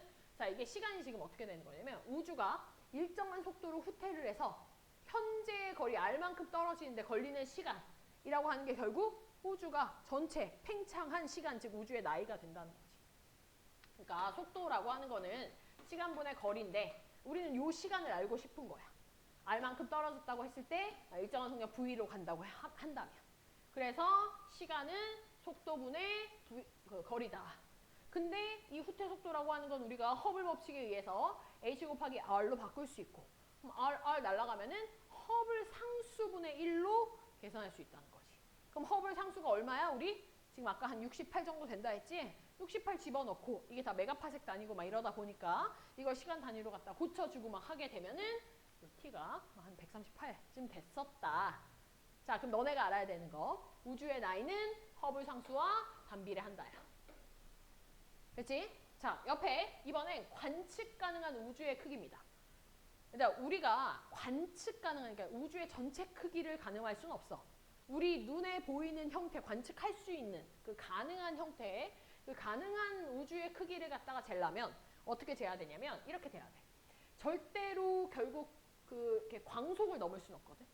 그러니까 우주가 만약에 예를 들어 관측하는 곳이 우리 은하가 여기라고 한다면은 그 우주의 끝에서부터 빛이 우리한테 오면은 이 경계선을 우리가 이제 관측할 수 있는 우주의 끝으로 보는 거야. 빛이 오는 거기 때문에 속도를 광속으로 할 거예요. 광속의 후퇴 속도를 가지면서 그러면서 그 끝의 거리가 얼마인가. 이 거리를 알아내는 게 우주의 크기라고 보는 거고 그 거리는 결국 V는 HR에서 를 광속으로 둔 거니까 H분의 C로 계산할 수 있는 거야. 됐지? 그럼 너네가 알아야 되는 게 또 뭐냐? 아, 관측 가능한 우주의 크기도 허블 상수의 역수에 비례하네. 이거 알면 되는 거야. 우주의 나이도 역수에 비례하고요. 네, 우주의 크기도 역수에 비례합니다. 되나요? 요걸 기억하면 돼. 됐지? 자, 넘어가겠습니다. 자, 넘어가면 이제 뭐가 나오냐면 빅뱅 우주론에 대한 얘기가 나옵니다. 얘들아, 근데 내가 196쪽 같은 경우에는 빅뱅 우주론, 뭐 정상 우주론 이런 거 나오고 지금 어디까지가 너네 통합과학에서 배운 얘기냐면요. 요 196쪽 쭉 해서 197쪽에 얘들아 여기까지가 너네 통합과학에서 이미 배운 내용이야. 되니? 그래서 나 여기 설명 안 합니다. 할 시간 없어요. 안 합니다. 네. 자, 그럼 나는 이제 뭘 할 거냐? 요 뒤에 빅뱅 우주론의 한계점. 여기서부터 얘기 좀 할 거야. 빅뱅 우주론이라고 하는 게 뭐였냐면은 예전에 138억 년 전쯤에 우주가 한 점으로 존재할 때 이 점이 폭발을 빵 하면서 그러면서 우주가 생성이 됐었고 그 폭발하고 나서 얼마 안 지났을 때 기본 입자라는 게 생성이 되고 그 이후부터는 물질이 이제 생성이 되지 않았다는 거지, 그지? 질량은 일정한 상태에서 우주의 크기는 계속해서 커지고 그러다 보니까 온도나 밀도는 계속해서 낮아지고 있는 형태다라고 했던 거고요. 그리고 이제 이런 빅뱅 우주론을 갖다가 이제 증거, 지지해 줄 수 있는 증거 두 가지가 뭐냐라고 한다면 이제 첫 번째 같은 경우에는 수소와 헬륨의 질량비가 3대 1이었다. 그치? 그 다음에 현재 관측되는 우주 배경 복사에 대한 이 우주 배경 복사가 처음에 이제 만들어졌을 당시, 즉 빅뱅 빵 터지고 38만 년 지났을 때가 한 3000 켈빈의 온도를 가진 형태의 빛이었는데 지금 관측되는 형태가 우주의 전 역에서 모든 영역에서 약 한 2.7 켈빈의 온도를 가진 그 빛으로 관측이 된다고 했던 거. 그러니까 이런 우주 배경 복사의 발견 이런 것들이 이제 빅뱅 우주론을 갖다가 지지해주는 증거였었어. 됐지? 얘들아 여기까지였다면 이제 빅뱅 우주론에 대해서 그래도 어느 정도 요 우주의 탄생을 갖다 설명을 해준 거거든. 빅뱅 우주론이 뭐 잘못했다 이렇게 얘기할 수는 없는 거거든. 자, 그런데 문제가 있습니다. 이거는 이제 너네가 통합과학에서 배우진 않았어. 자, 어떤 문제가 있냐면요. 세 가지의 한계점이 있습니다. 우주의 지평선 문제, 우주의 편평성 문제, 자기 홀극 문제 이렇게 세 가지의 문제가 생겨. 자, 일단 쉬운 것부터 내가 먼저 하겠습니다. 아, 그리고 미리 좀 얘기하는데요. 자, 사실 이 빅뱅 우주론의 한계 1번, 2번, 3번에 대한 얘기를 설명을 좀 하면은 애들이 좀 이해를 잘 못해. 왜냐면 이게 좀 내용이 우리가 경험해보지 않는 우주에 대한 얘기고 또 이게 굉장히 추상적인 얘기이기 때문에 사실 이해를 하기가 좀 힘들고요. 심지어 이거를 보완하기 위해서 나온 이론들을 또 설명을 해주면 이게 지금 말장난하는 건지 진짜 해결이 되는 건지 뭐 이런 생각이 좀 듭니다. 근데요. 학자들도 그래. 학자들도 이게 진짜 확실하게 관측이 돼서 이게 해결됐다가 아니라 이렇다면은 이렇게 이런 이론을 갖다 얘기를 한다면 우리가 지금까지 모순이라고 했던 것들이 그래도 어느 정도 커버가 되거든. 그래서 이제 이럴 것이다 라고 이론을 발표하는 거고 우리는 그 정도를 배우는 겁니다. 그래서 막 명확하게 이해가 안 될 수도 있어. 그래서 문제도 막 명확하게 나오지는 않아. 됐죠? 네, 그래서 요런 흐름들이 좀 있구나 라는 거를 기억을 하면 됩니다. 보세요. 자, 일단 쉬운 거 자기 홀극 문제 한번 볼게요. 자기 홀극 문제. 자기 홀극이라는 건 뭐냐면 우리가 자석을 보면은 자석은 항상 N극과 S극이 존재해. 맞지? 내가 얘를 쪼개. 그래도 또 NS, NS. 그걸 또 쪼개. 그럼 NS, NS, NS, NS. 됐니? 이게 어느 수준까지가 쪼개지냐면요. 원자 수준까지도 얘네들은 NS로 나뉘어져요. 즉 N극 따로, N 따로, S 따로 이런 자기 홀극이 없어. 발견이 안 돼. 발견이 안 돼. 됐니? 원자 수준까지 그냥 다 원자 수준까지 NS가 있는 거야. 얘가. 자, 그런데 빅뱅 우주론에 따르면 우리가 배우지 않았던 빅뱅 우주론의 그 세부 내용에 따르면 자기 홀극이 무조건 생겨야 돼. 안 배웠던 내용이야. 알겠지? 안 배웠던 빅뱅 우주론의 세부 내용들을 확인해 보니 무조건 자기 홀극이 있어야 돼. 근데 우리는 관측한 적이 없어. 이거 어떻게 설명할 건데? 빅뱅 우주론이 잘못된 건가? 뭐 그렇다고 얘기하기 좀 힘들고. 자, 그러면 이거 이제 어떻게 보완할 건가? 뒤에 이제 이걸 보완하기 위한 이제 이론들이 나올 거야. 일단 이런 문제가 있다는 거. 됐지? 자, 두 번째 문제는 뭐냐면요. 이런 겁니다. 우주의 편평성 문제라고 하는 건데 이게 뭐냐면 관측 결과 현재의 우주는 관측한 값이야. 우리가 관측한 결과 현재의 우주는 평평해. 평평해. 알겠지? 그래서 이제 은하들 보이고 뭐 이런 것들이 이게 평평한 형태가 보이지 곡률이 진 형태나 이런 것들이 보이지 않아. 근데 우리가 계산을 하게 되면은 이 우주는 곡률을 가지고 있어. 근데 우리한테는 이 곡률이 있는 부분이 관측이 안 돼.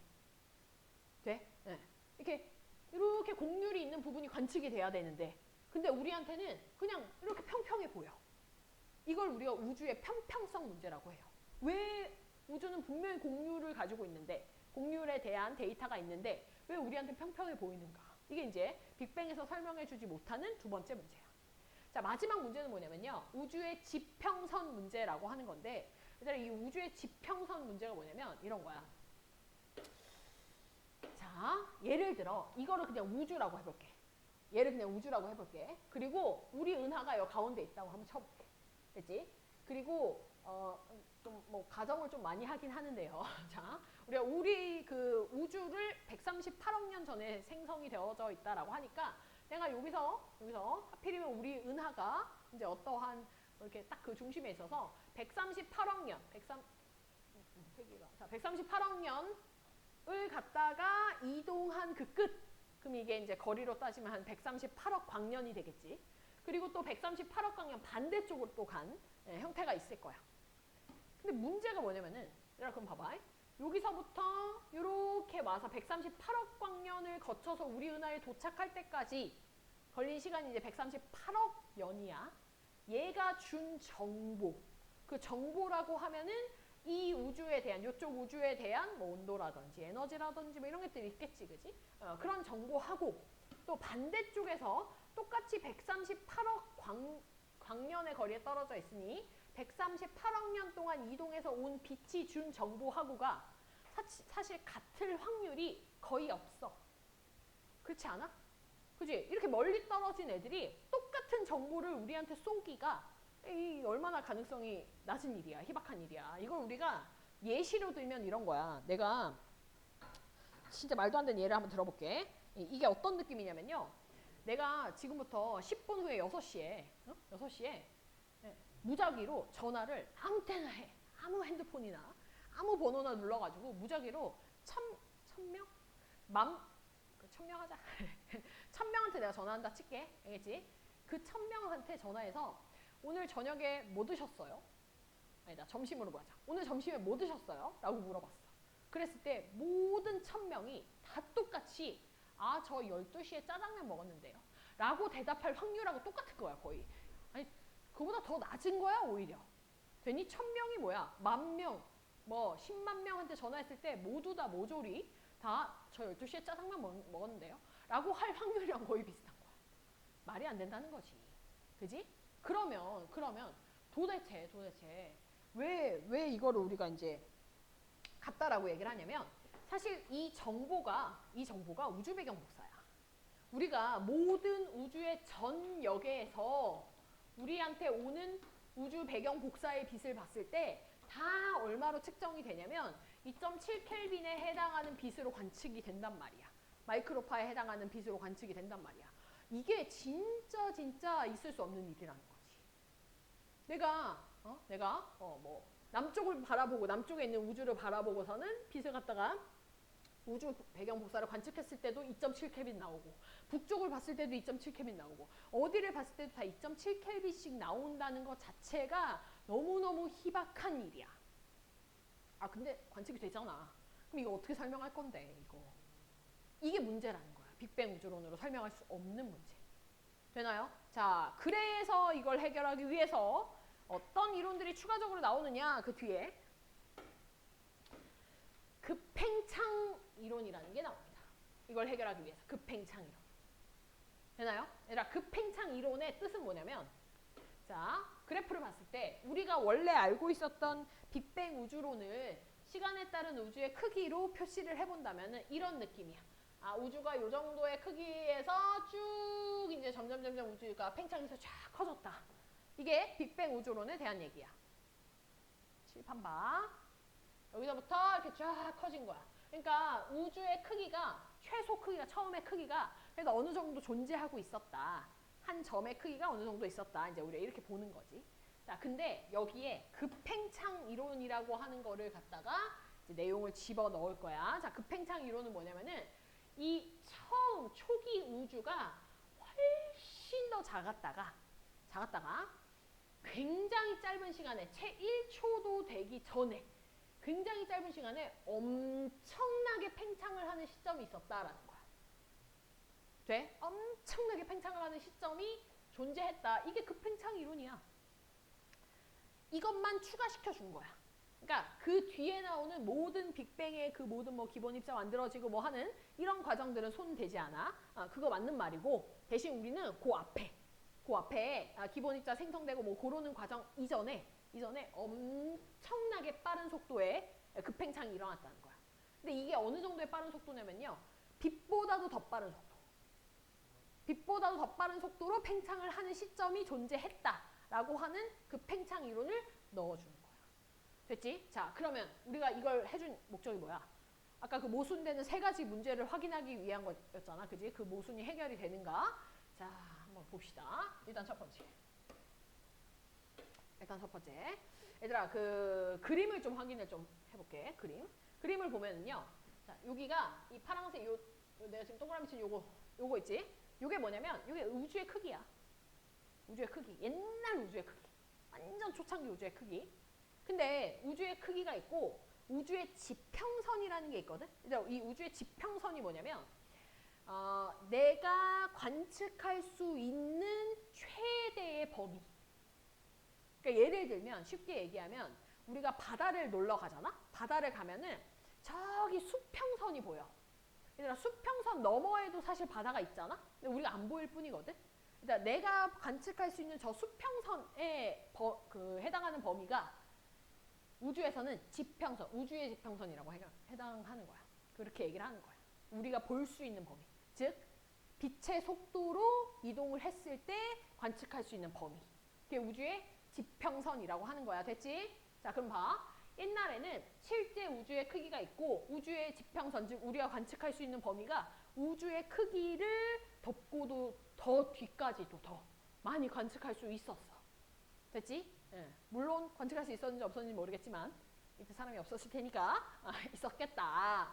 근데 굉장히 짧은 그 시점에 팽창을 하는데 어떻게 팽창을 하는가? 우주가 완전 이만치 훨씬 더 큰 상태로 팽창을 하는 거야. 빛보다도 빠르게. 되니? 근데 빛은 그 팽창하는 게 원래대에서 광속으로 팽창했을 때 이만큼을 관측할 수 있었다라는 거지. 그러면 우리가 지금 관측을 못하는 범위가 생기네. 어디가 생겨? 노란색 부분은 관측이 가능하고 실제 우주가 더 많이 커졌음에도 불구하고 지금 빛금친 부분은 우리가 관측을 못해. 왜냐? 우리 눈에는 빛이 이동해서 들어와야 되는데 빛보다도 더 빠르게 우주가 팽창했기 때문에 그 빛이 커버할 수 있는 범위를 넘어선 거야. 그럼 저 빛금친 부분에 자기 홀극이 있을 거다. 이렇게 얘기를 하는 겁니다. 우리가 관측하지 못하는 그 자기 홀극 왜 관측 못해? 우리가 관측하지 못하는 범위에 있을걸? 뭐 이런 거지. 됐나요? 그래서 자기 홀극의 문제를 해결! 이렇게 얘기를 하는 겁니다. 자기 맘대로 아니고요. 그래도 어느 정도의 가능성을 두는 겁니다. 됐죠? 얘들아, 원래 그 천재들의 문제 해결 방식이 이렇습니다. 화학에서도 그래. 화학에서도 원래 이럴까라고 이렇게 전제를 깔았다가 그 전제에 대한 뭐 별로 이렇게 모순되는 게 없으면 이거다 막 이러는 게 원래 천재들의 해결 방식이야. 우주는 더 심하겠지, 그치? 자, 다시 봐. 자, 이번엔 우주의 편평성 문제였어. 내가 우주의 편평성 문제는 내가 아까 뭐라고 했냐면 분명 우리 계산상으로 공률이 존재하거든. 공률이 존재하는데 우리가 보이는 부분들은 다 평평해. 왜 그러냐 이 말이야. 얘들아, 이거는요 우주가 너무 빠른 속도로 급팽창을 하다 보니까 우리가 보이는 부분은 이런 거야. 우리가 여기를 지평선 여기를 할게. 자, 우리가 여기를 볼 수 있을 거라 생각했거든. 근데 생각을 해보니 이게 확대되고 확대되고 확대되고 확대된 부분을 보는 거야. 너무 급팽창하다 보니까. 그럼 어떻게 보여? 평평해 보이는 거지. 그지? 평평해 보이는 거지. 평평해 보이는 거. 무슨 말인지 알아? 모르겠어? 그림이 여기는 추가되는 그림이 없네요.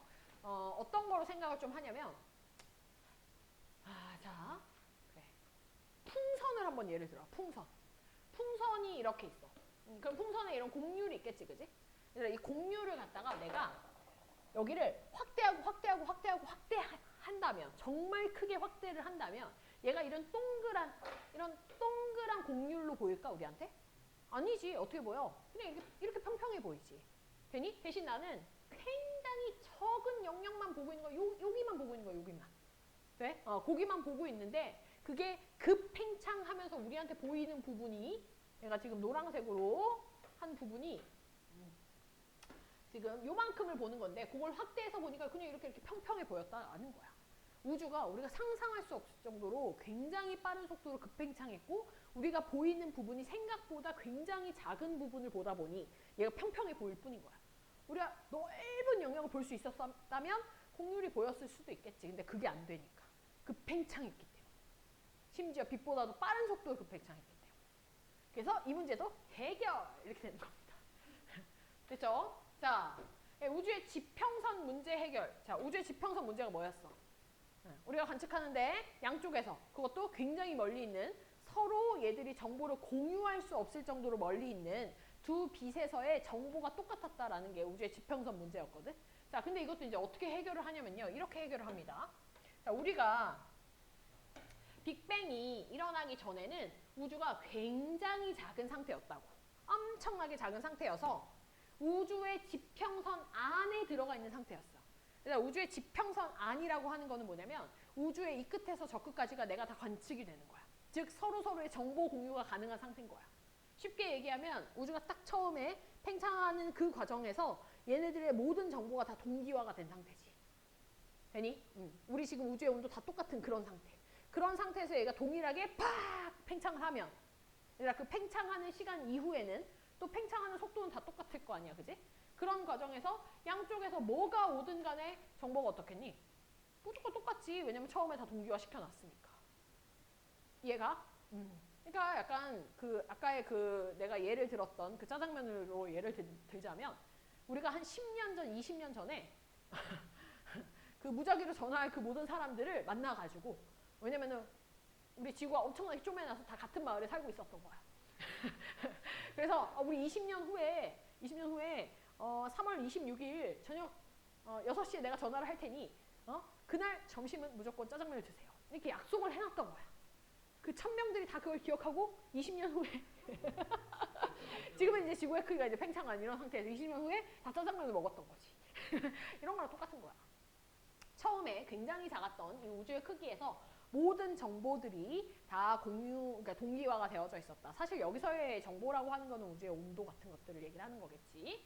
그래서 어느 쪽에서 오던 간에 모든 정보들이 다 똑같을 수밖에 없는 거야. 같은 동기화된 정보들이 똑같이 팽창을 했기 때문에. 되나요? 그래서 이 문제도 해결! 이렇게 되는 겁니다. 그래서 빅뱅 우주론의 3가지 문제들이요. 이 급팽창 이론에 의해서 해결이 됩니다. 됐나요? 자, 근데 산 넘어 산이라고 또 다른 문제가 생깁니다.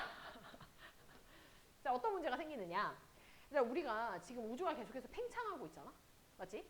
팽창을 하고 있는데 물질들이 더 이상 만들어지진 않아. 빅뱅에서도 물질 안 만들어져서 질량이 일정하다고 얘기를 했잖아. 그지?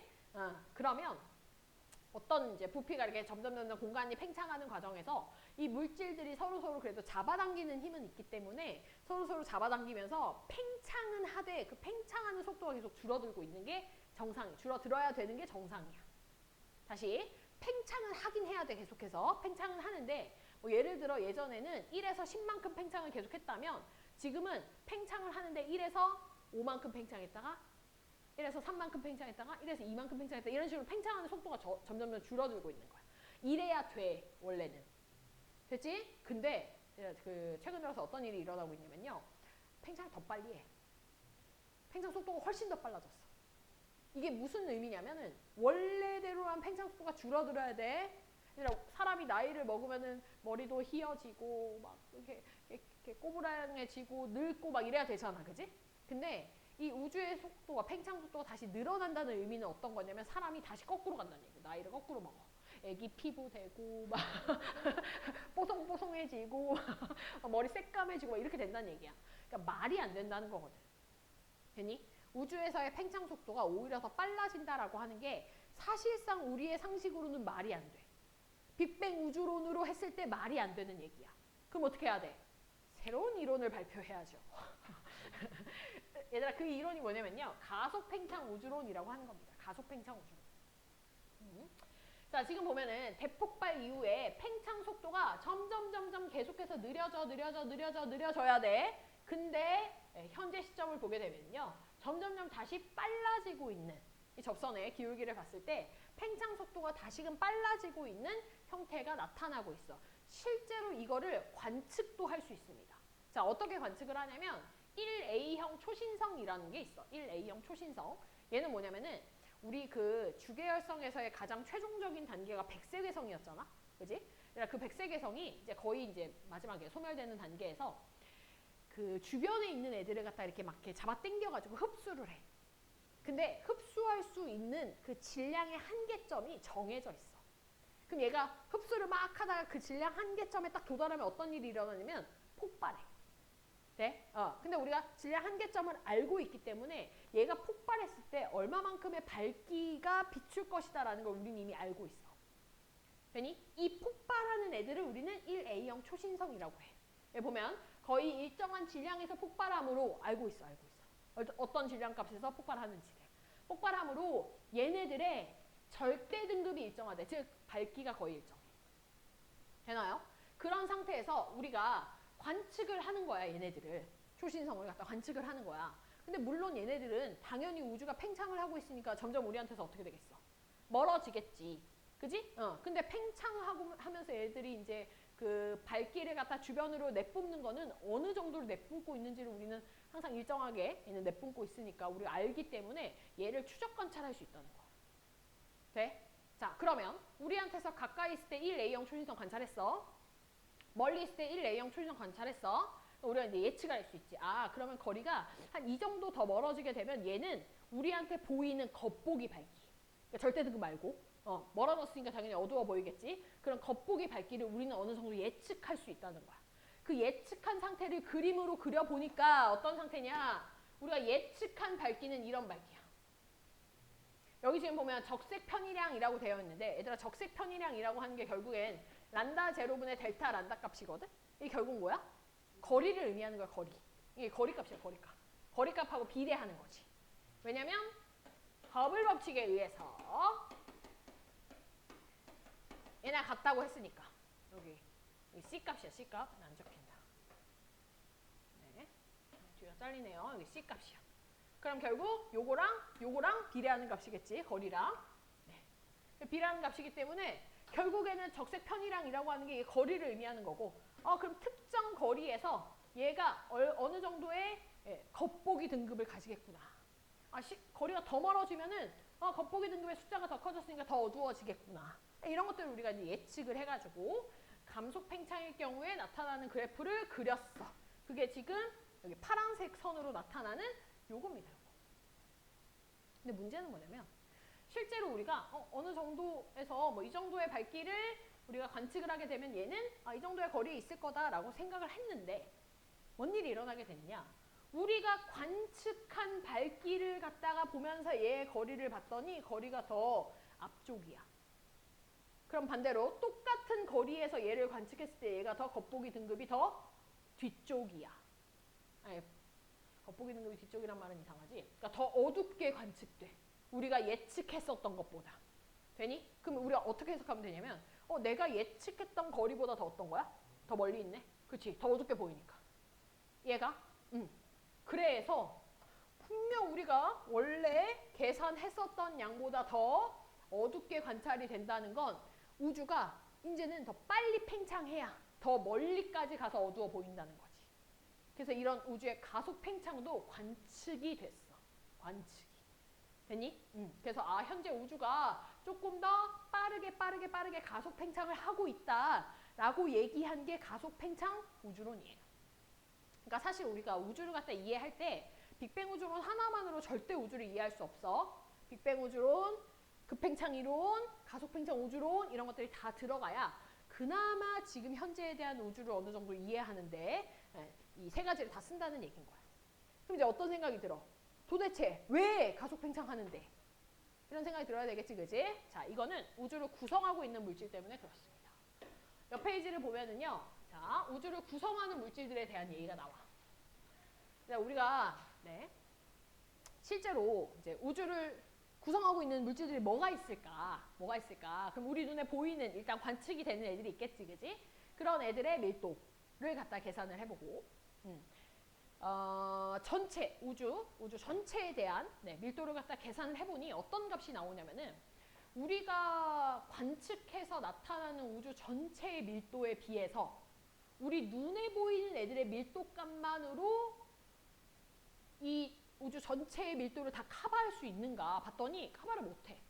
그러니까 예를 들어 우주의 밀도가 100이라면 우리 눈에 보이는 물질들로 밀도를 계산해 봤을 때는 뭐 한 105밖에 안 되는 거야. 돼? 그럼 우리의 계산이 틀린 건가? 아니야, 계산은 맞아. 우주의 밀도가 100은 맞아. 이게 상대값이다. 100이란 얘기가 아니라 100 정도 돼. 근데 우리 눈에 보이는 물질들로만 밀도를 계산해보면 5밖에 안 나와. 그럼 95가 뭐란 얘기야? 우리 눈에 안 보이는 물질들이 있구나 라는 거야. 되니? 그리고 그 물질들을 갖다가 중력적인 방법을 가지고서는 관측을 해봤을 때 관측이 되는 물질들이 있어. 그런 걸 우리가 암흑 물질이라고 하고요. 그 다음 이게 중력의 인력의 문제가 아니라 청력을 나타내는 물질들이 또 따로 있어. 근데 이거는 우리가 암흑 에너지라고 불러요. 물질이 아니고 암흑 에너지의 값이 이제 또 관측이 되는 거야.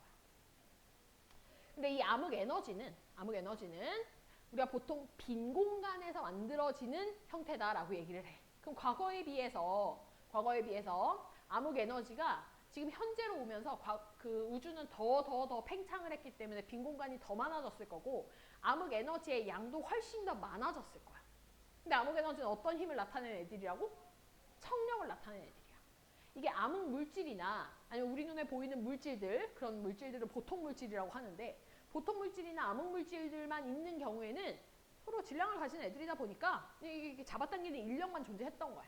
암흑 에너지가 엄청 작았으니까 당연히 인력이 더 커서 이 전체의 우주가 팽창을 하되 대신 감속 팽창을 하는 형태였다면 이제 점점 우주의 크기가 커지면서 암흑 에너지의 양이 많아지게 되고 그럼 암흑 물질들이나 보통 물질을 합친 인력의 힘보다는 청력의 힘이 더 커지니까 이제 커진 그 순간부터는 이제 팽창을 할 때 가속 팽창을 하게 되었다라고 이제 우리가 얘기를 하는 겁니다.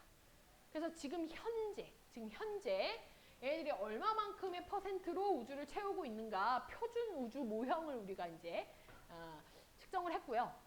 여기 표를 보면 여기 그림을 보면은 별, 기타, 은하 간의 뭐 물질들 그걸 우리가 보통 물질이라고 얘기를 할 거야. 그게 한 5% 됩니다. 4.9%.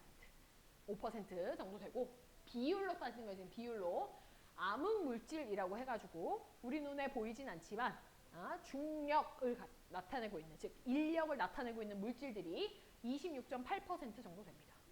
됐죠? 네. 그 다음 암흑 에너지가 이제 68%가 되는 거야. 그러니까 이 암흑 물질이나 보통 물질 같은 애들은 합쳐봐야 한 30%밖에 안 돼. 그지? 암흑 에너지에 비해서 훨씬 적어. 그러다 보니 우주의 크기는 점점 커지는데 어떻게 커져? 청력이 작용된 가속 팽창하는 형태로 커지더라 라고 얘기할 수 있는 거야. 자, 문제 요소 어떻게 나오고 있냐면요. 이렇게 나오고 있습니다. 얘들아, 이게 지금 현재의 시점이라면 과거의 시점엔 어땠을까? 과거의 시점에 암흑 에너지의 퍼센트는 이거보다 훨씬 작았을 거고요. 그지? 얘네들은 퍼센트가 훨씬 더 높았겠지. 이게 비율에, 차지하고 있는 비율에 대한 얘기니까. 아니? 자, 미래로 가볼까? 얘들아, 앞으로 한참 뒤의 미래에는 이거 어떻게 돼? 4.9% 어떻게 돼? 훨씬 더 작아질 거고, 암흑 물질의 비율도 훨씬 더 작아질 거고, 암흑 에너지의 비율은 더 커질 겁니다. 이해 가나요? 네. 됐지? 네. 그래서 존재하는 비율로 물어봤을 때는 과거냐 현재냐에 따라서 얘가 증가하냐 감소하냐가 결정이 될 거고. 됐지? 자, 또 하나. 그럼 존재 비율 말고 얘들의 진짜 존재하는 양으로 따진다면 사실 이 보통 물질이나 암흑 물질은 더 이상 만들어지지 않으니 그 양이 일정할 거고 암흑 에너지는 빈 공간에서 계속해서 만드니까 그 양이 늘어날 거야. 이해가? 그래서 이거를 갖다가 보통 문제에서 어떤 그래프를 주면서 그런 걸 물어보냐면 시간이 흐름에 따라 밀도 그래프를 줍니다. 밀도 그래프. 밀도가 부피분의 질량이잖아? 근데 부피는 앞으로 어떻게 되겠어? 계속 커지겠지. 부피가 커지는데 질량이 같이 커지는 경우라면 밀도값이 어떻게 되겠어? 일정하게 나타나겠지. 얘들아, 이런 그래프가 하나가 나오고요. 나머지는 이런 그래프가 나옵니다. 어떻게 된다는 얘기야? 줄어든대. 왜 줄어들겠어?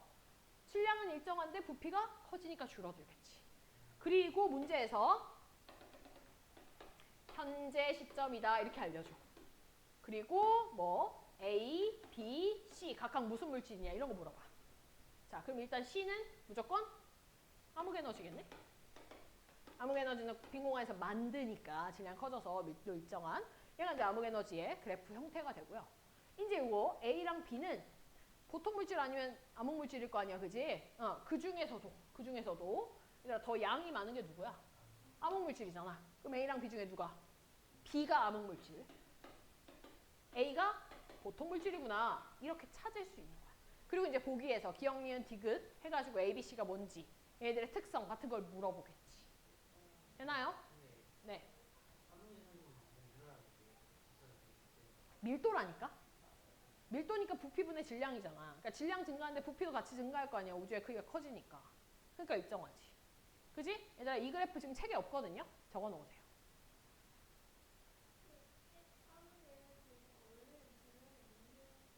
질량이 원래는 없는 이 아니고 요거는 완전 우주 초기가 아니야. 이 완전 이 여기가. 암흑 에너지가 계속 많아지고 있는 거지. 에너지를 질량으로 보는 거야. 얘가 진짜 그 에너지가 아니야. 이름이 그냥 에너지인 거야. 네, 그래프를 좀 그려놓고요.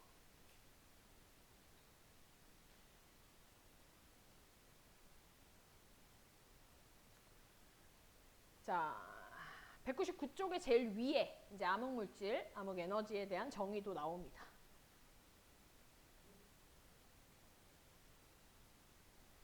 네. 적었으면 밑줄 한번 쳐볼까요? 위에. 자, 암흑 물질이라고 하는 건 빛이 없어서 눈에 보이진 않지만, 눈에 안 보여. 보이진 않지만 질량이 있어서 질량이 있다는 거는 중력적인 방법으로 관측은 됩니다. 중력이라는 말이 결국 인력이야. 그러니까 인력을 나타내고 있어서 우리가 관측이 되는 물질을 암흑 물질이라고 얘기를 할 겁니다. 자, 암흑 에너지는 청력으로 작용을 할 거야. 청력으로 작용을 하면서 이제 암흑 물질이나 보통 물질보다 많아지는 경우 우주의 팽창을 가속화시키는 역할을 하게 될 거고요. 빈 공간에서 만들어져서 나오는 것들이다라고 우리가 얘기를 하겠지. 그래서 과거에는 암흑 에너지가 적었기 때문에 이게 감속 팽창하는 경우였다면 지금은 빈 공간이 많아져서 암흑 에너지의 양이 많으니까 팽창한다. 이렇게 얘기를 합니다. 자, 이걸 가지고서는 우리가 앞으로의 그런 미래가 어떻게 될 것인가를 여러 경우로 얘기를 좀 하는 거야. 딱 세 가지의 경우입니다. 열린 우주, 평탄 우주, 닫힌 우주. 근데 열린 우주는 말 그대로 계속 팽창할 거야. 왜냐면 우주의 밀도가 우리가 현재 계산해서 보는 그 우주의 밀도가 임계 밀도라는 것보다 작아. 그러니까 어떤 기준점의 밀도보다 아직 작은 상태야. 그럼 이 기준점의 밀도가 되기 위해서 계속해서 팽창하는 거야. 근데 임계 밀도가 뭐냐면요. 여기 봐. 암흑 에너지가 없다고 가정한 상태에서 우주가 팽창하다가 이제 서서히 감속해서 팽창을 멈추고 일정한 크기가 유지되는 형태래. 암흑 에너지가 없으면 이게 이제 더 이상 가속 팽창하진 않을 거 아니야. 맞지? 그러니까 팽창을 하되 감속 팽창을 하겠지. 그러다가 어떤 시기가 오겠니? 더 이상 팽창을 안 하는 시기가 올 수도 있겠지. 그때의 밀도를 임계 밀도라 그래. 더 이상 팽창을 안 하는 시기. 되니? 그 임계 밀도가 정해져 있는데 그 밀도값보다 현재 우주의 밀도가 더 작다? 그럼 이제 앞으로 계속 팽창을 하는 거야. 아직은. 근데 그게 똑같아? 그럼 이제 우주의 크기는 평탄 우주 똑같겠지. 우주의 크기 일정한 형태가 될 거고, 오히려 우주의 밀도가 더 큰 상태라면 임계 밀도보다 수축을 하는 닫힌 우주의 형태가 될 것이다 라고 얘기를 하는 겁니다. 그걸 그래프로 그려보면 열린 우주일 때, 평탄 우주일 때, 닫힌 우주일 때의 모양이 이렇게 나오게 되고요. 그렇지? 그리고 각각에서의 공률이 지금 열린 우주는 마이너스, 0, 플러스의 형태가 나타난다는 거예요. 얘들아, 요거는 공률하고요. 네, 얘네들 값은요. 문제가 좀 꽤 나옵니다. 자주 나오는 편이에요. 네. 어렵지 않아요. 이거는 문제 푸는 유형이 딱 정해져 있어. 정해져 있어. 그리고 가끔씩 얘들아 문제가 어떤 식으로 나올 수 있냐면 이런 식으로 나올 수 있거든. 이게 지금 여기에 하나가 더 있어서 이렇게 생긴 그래프가 하나가 더 만들어질 수 있거든. 얘는 무슨 그래프냐면요. 평탄 우주입니다. 평탄 우주인데 근데 암흑 에너지를 가지고 있는 경우로 문제가 나와. 다른 애들은 다 암흑 에너지가 0인 상태, 없는 상태고요. 왜냐면 우리가 지금 다 임계 밀도를 가지고 비교를 한 거니까 암흑 에너지가 없는 경우라고 얘기를 하는 거고, 쟤는 암흑 에너지가 있는 경우에는 오히려 가속 팽창할 테니까 더 올라가는 그런 형태로 문제가 나오게 되는 겁니다. 지금 O2 문제에서는요. 네, 그렇게 지금 풀 수 있는 문제가 소개가 안 되어 있네요. 네, 여기는 없네요. 네, 마더텅으로 가야 이제 저거는 어떻게 푸는지에 대한 것들이 문제가 나올 것 같고요. 별로 어렵지 않습니다. 어렵지 않아서 그거는 그때 문제 나오면 내가 다시 한 번 더 얘기하도록 하겠습니다. 됐죠? 네. 그래서 문제를 일단 수능 2점, 3점까지 해가지고 16, 17의 문제를 좀 풀어오세요. 네, 좀 풀어오세요. 네, 풀어오고. 자, 그 다음 우리는 3월 모평. 네. 네. 지금은 문제를 좀 뒤에 줘야지. 너네가 좀 물어보고 싶다 하는 문제를 갖다가 좀 체크를 해가지고요. 체크를 해서 그것만 좀 풀이를 합시다. 지금 풀 시간은 없을 것 같고. 네. 몇 번 문제? 1번을 틀린 친구들이 많아. 1번은 정말 틀리면 안 되죠.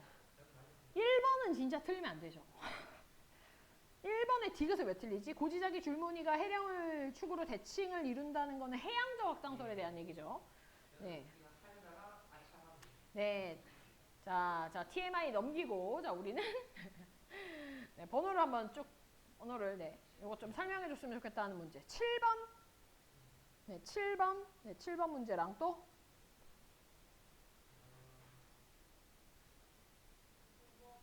9번. 네, 9번 문제. 또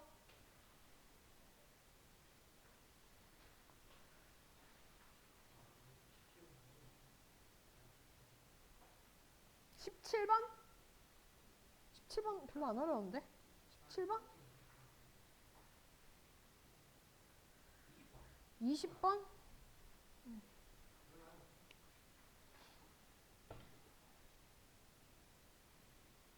네. 끝? 시험지 없어? 있어?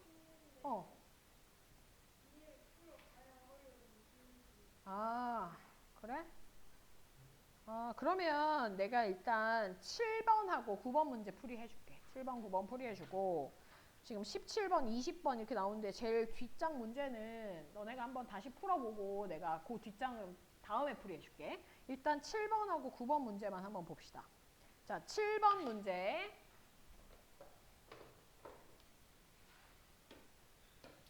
여기에 지금 자료가 없어가지고. 자, 7번 문제를 보면은 네. 이렇게 되어 있는 상태고 여기가 D고 여기가 C고 여기가 B고 여기가 A고. 됐지? 자, 그럼 A에 지금 무슨 화석이 있냐면요. A에 삼엽충 화석이 있네요. 그죠? 그럼 얘 고생대일 거고. 그 다음 B를 봤더니 B는 고사리. 그래. 근데 고사리는 양치식물이잖아. 그러니까 얘도 고생대 때 번성했었던 애겠구나. 뭐 이렇게 볼 수 있어. 물론 고생대부터 쭉 사는 애긴 합니다. 자, 그 다음 C를 봤더니 C는 뭐야? 암모나이트가 있지? 그럼 얘는 중생대. 애가 될 거고요. 그 다음에 이제 D가 그 위에 이제 쌓여있는 형태겠네. 됐지? 근데 얘들아 지금 이걸 보면은 우리가 이 과정에서 이 지층이 역전됐다 안 됐다라고 얘기할 수 없어. 모르잖아. 왜냐면 태적 구조가 하나도 안 나와 있으니까. 그지? 그러면 여기 지금 이렇게 순서대로 쌓였겠구나. 일단 이렇게 가정하고 문제를 푸는 겁니다. 자, 그럼 기억에 A층은 D층보다 먼저 생성이 되었는가? 자, A층은 지금 고생대에 대한 얘기인데 D층은 C층보다 더 나중에 태적이 된 거잖아? 그럼 중생대 이후니까 A층이 먼저 퇴적된 게 맞겠죠. 먼저 생성된 게 맞겠지, 그지? 그 다음 니은에 B층과 C층이 부정합 관계냐라고 되어져 있는데요. 자, 지금 B층 같은 경우에는 고사리 어디서 사냐면 온난하고 습윤한, 축축한 육지에 삽니다. 육지. 됐죠? 근데 중생대 암모나이트는 어디 살아? 바다에 살아, 바다. 그러니까 생성 환경이 달라. 그럼 이 사이에 뭐가 있겠어? 땅이 융기에 뭐 침강을 한다든지, 그지? 예, 이런 큰 지질학적 사건이 있었단 얘기야. 그럼 부정합이겠죠. 부정합 있어야지. 그래서 니은 맞는 얘기고, 디귿의 C층은 판계화가 형성되기 전 중생대인데 판계화 형성은 고생대 말입니다. 네, 디귿은 말도 안 되죠. 됐나요? 네. 자, 9번 문제 볼게요. 9번 문제. 9번 문제도 이거 지금 5초에서 똑같은 문제 찾으라면 나 찾을 수 있는데. 네. 지금 보면은요. 어떤 식이냐면 이런 식이야. 대충 그릴게.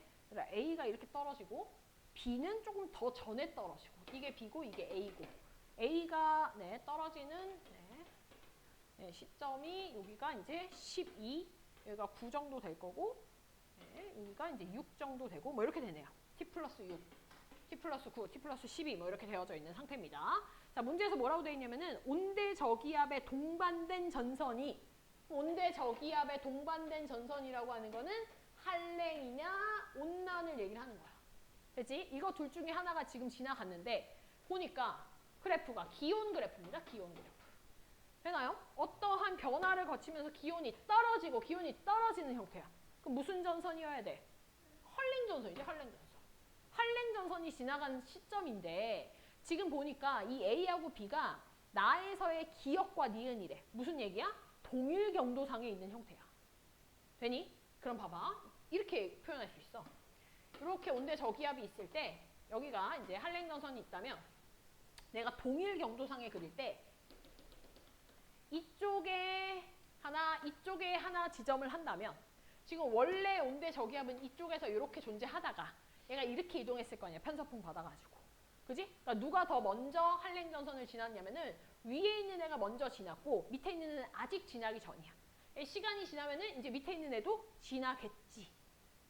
되나요? 그래서 위쪽에 있는 애가 먼저 한랭 전선을 지났기 때문에 기온이 먼저 떨어져야 됩니다. 그게 누구냐면 여기 B잖아. B가 먼저 떨어졌어. 그리고 뒤에 A가 떨어진 거야. 돼? 그럼 위에 애가 뭐가 돼야 돼? B가 돼야 되고 밑에 애가 A가 돼야 됩니다. 근데 지금 나에서 위에 거를 동그라미 기역으로 했고 밑에 걸 동그라미 니은으로 했으니까 동그라미 기역에 해당하는 게 B 지점이고요. 동그라미 니은에 해당하는 게 A 지점이라는 거야. 됐지? 그리고 A는 지금 어떤 상태여야 되냐면 아직 지금 나가 T 플러스 9라고 했거든? 이 9 시기는요.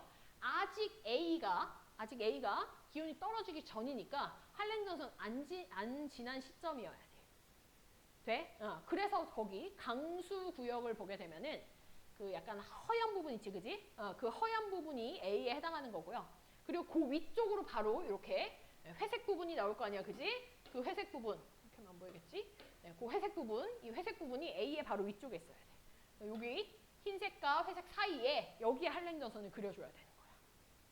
됐지? 그러면 기억해. A는 동그라미 기억이다? 아니지. A는 동그라미 니은이 돼야 되는 거고요.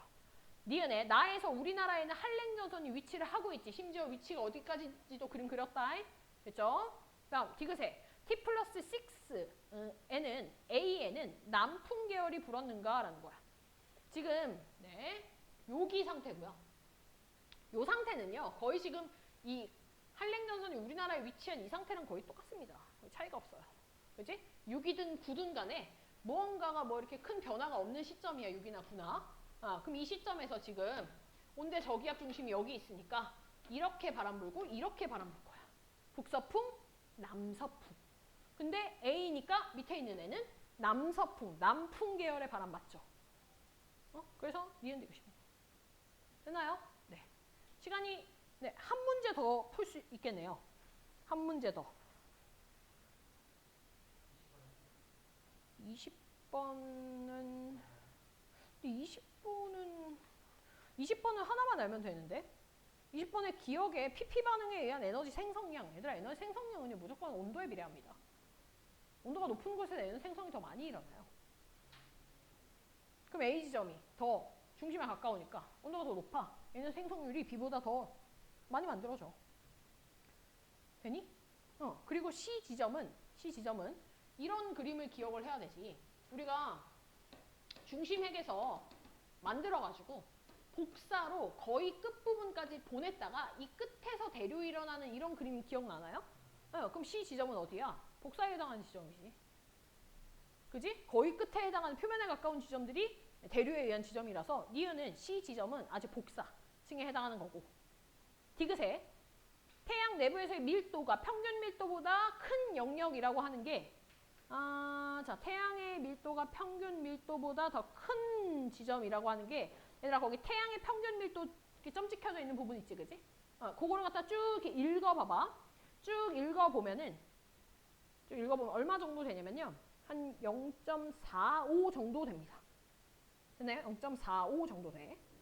그러면 태양의 평균 밀도보다 이렇게 떨어지는 여기가 태양의 평균 밀도라고 한다면 이 평균 밀도보다 밀도가 큰 이라고 했으니까 이제 이 앞에 지점 얘기하는 거거든. 근데 이 선이 지금 어디냐면은 반지름 따지면 0.45 정도 된단 말이야. 되니? 그러면 여기가 부피로 따졌을 때 얼마 정도 되냐 이걸 얘기를 하는 거야. 근데 얘들아 반지름이잖아 이게 0.45가. 부피는 반지름의 세제곱 따라서 0.45 세제곱 해야 돼. 세제곱. 그럼 이게 40%가 아니라요. 이거 세제곱 해봐. 이게 40%가 나오겠니? 훨씬 작죠. 그래서 디귿은 틀린 겁니다. 됐나요? 네. 요거 풀어서요. 여기까지 풀어가지고 네, 다음 주에 좀 갖고 오고 네, 다음 주에 갖고 와서 질문을 좀 하면 될 것 같고요. 마더텅 문제 같은 경우에는 첫 단원 문제가요. 네. 57문제 정도 되네요. 네. 일단 거기까지 풀어오세요. 20페이지입니다. 20페이지 57번까지 풀어오는데 내가 아까 얘기했던 것처럼 알겠지? 문제 분석하면서 모든 문제 옳지 않은 거 옳게 바꾸고 그 다음에 보기부터 보지 말고 문제 그래프 먼저 보면서 ABC 적혀있으면 ABC가 뭘 의미하는지 다 써보고 알겠지? 그런 식으로 문제 아까우니까 하나하나 곱씹어 가면서 풀어와 알겠지? 알았어요. 다음 주에 보자.